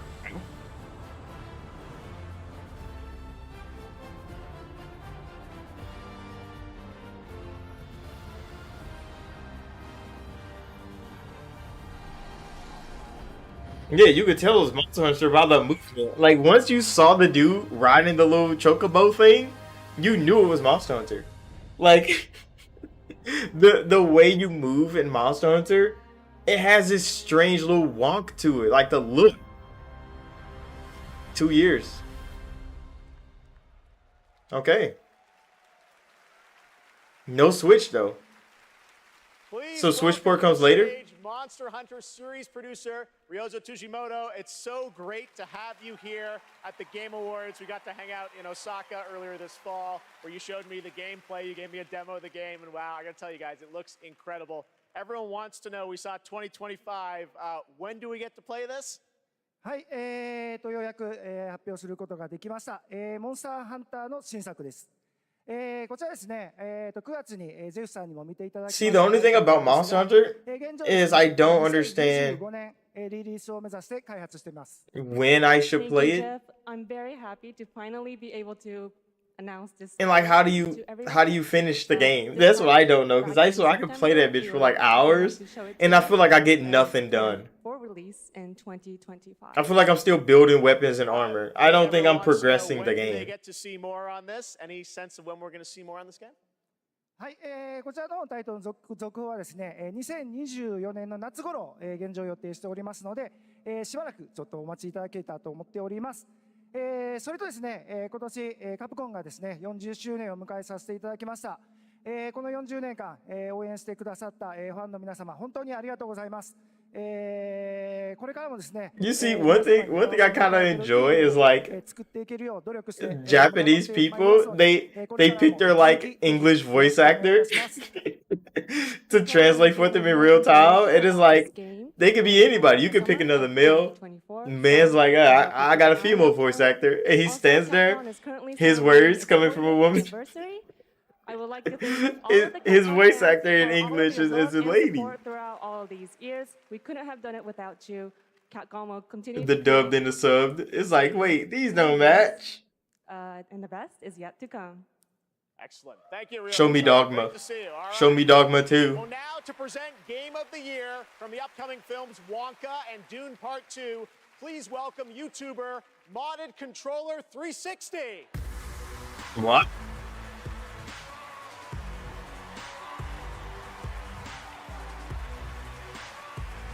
He said YouTuber Modded Controller 360. The imagination, passion, and technical brilliance of the 6 nominees for the Game of the Year. I never heard of him on YouTube. Really inspiring. I mean, but it's Game of the Year though. Celebrating each of these games, once again, Lauren Balfe and the Game Awards Orchestra. They're gonna play all the nominees.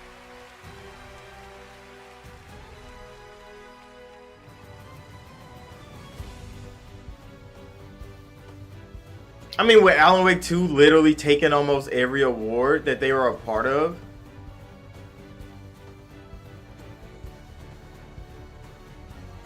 It's one of those things. But we already know who's the contenders really. It's gonna be Zelda, Alan Wake 2, and Baldur's Gate.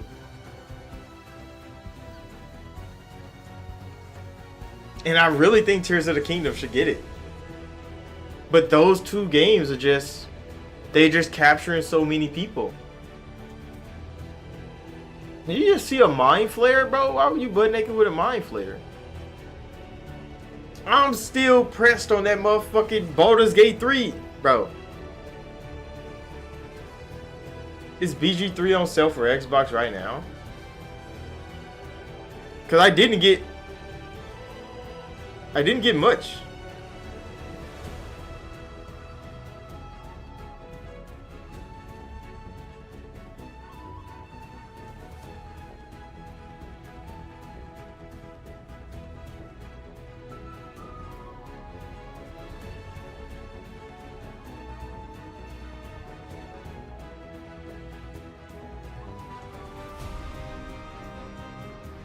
Oh, my bad.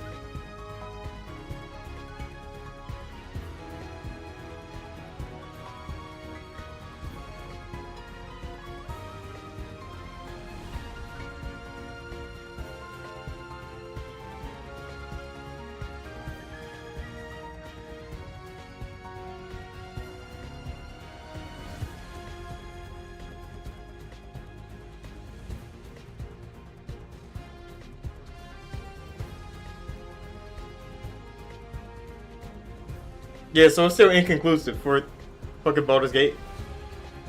Still don't know when that shit is coming out. I guess I'll just go look at the storefronts, see if their like edition is out there.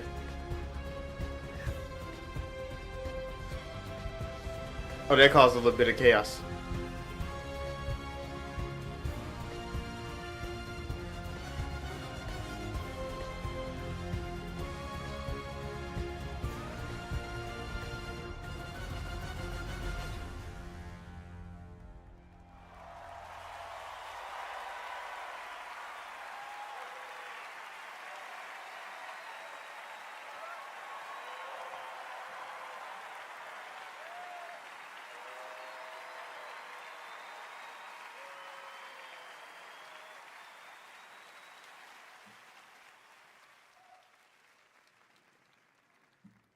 And the game of the year is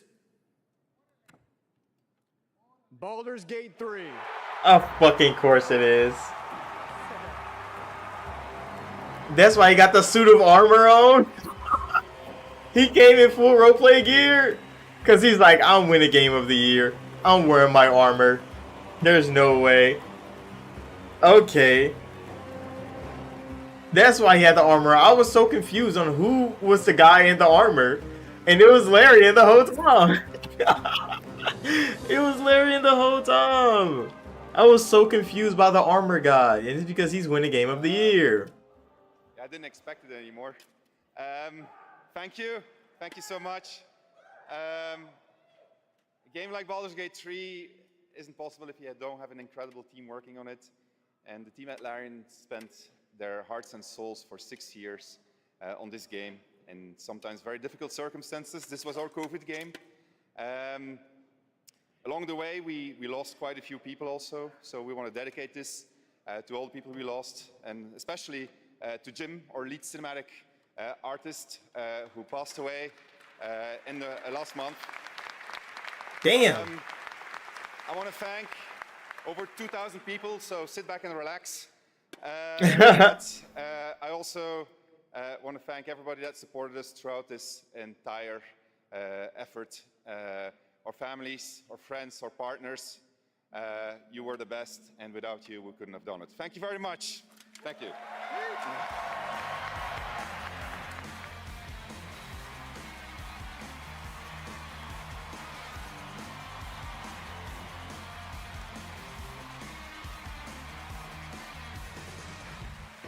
Congratulations, Sven, and congratulations to all of tonight's winners. We will see you next year at our 10th Anniversary Game Awards, which I'm happy to announce will return right here to the Peacock Theater on Thursday, December 12th, 2024.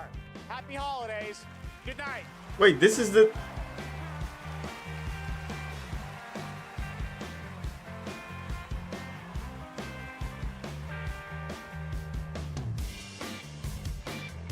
Oh. I was expecting there was going to be more. But I mean, Baldur's Gate took it, which we kind of expected that. But they didn't take as many as I thought they would. That's the turn of events that I'm seeing.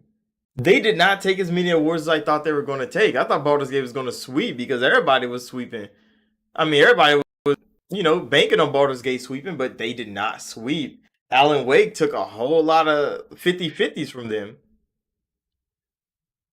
And that's kind of wild. But yeah, that's the end.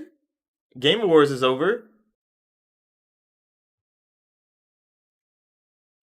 I think it was still, I mean, it was alright. It was an alright show. It was hella long though. How long have we been streaming? In almost 4 hours? It was a long show. It was a big show. Blade? What? A Blade? Third-person action game Blade from Arcane Leon. I think that's what took it for me. The Baldur's Gate news, I still don't understand what that meant. They showed a physical edition for Xbox, but they didn't say when it was coming out, did they? I didn't see anything else. It went so fast. I might be just tweaking. I don't know, but there was definitely a physical edition for Xbox, and I didn't see when you could get that. Because if they could just release a physical edition for Xbox, that excludes the Series S instantly. And they don't have to worry about it. Just release that bitch physical. The problem would have been solved for Xbox people anyway. Because if they just had to work on the digital version of the game, if they had a physical version ready, they could have just released it and then patched it. The Series S wouldn't be able to download the game anyway. Damn. And there was nothing. I guess the Sega thing could have been.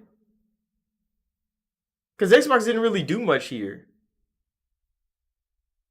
Not as much as people were expecting them to do. I don't want them to do anything there. I want them to do their own thing. But Hellblade was there, Blade was there. And a whole lot of Sega games was there. Baldur's Gate announced a physical edition for Xbox, kinda. They kinda just threw that out there.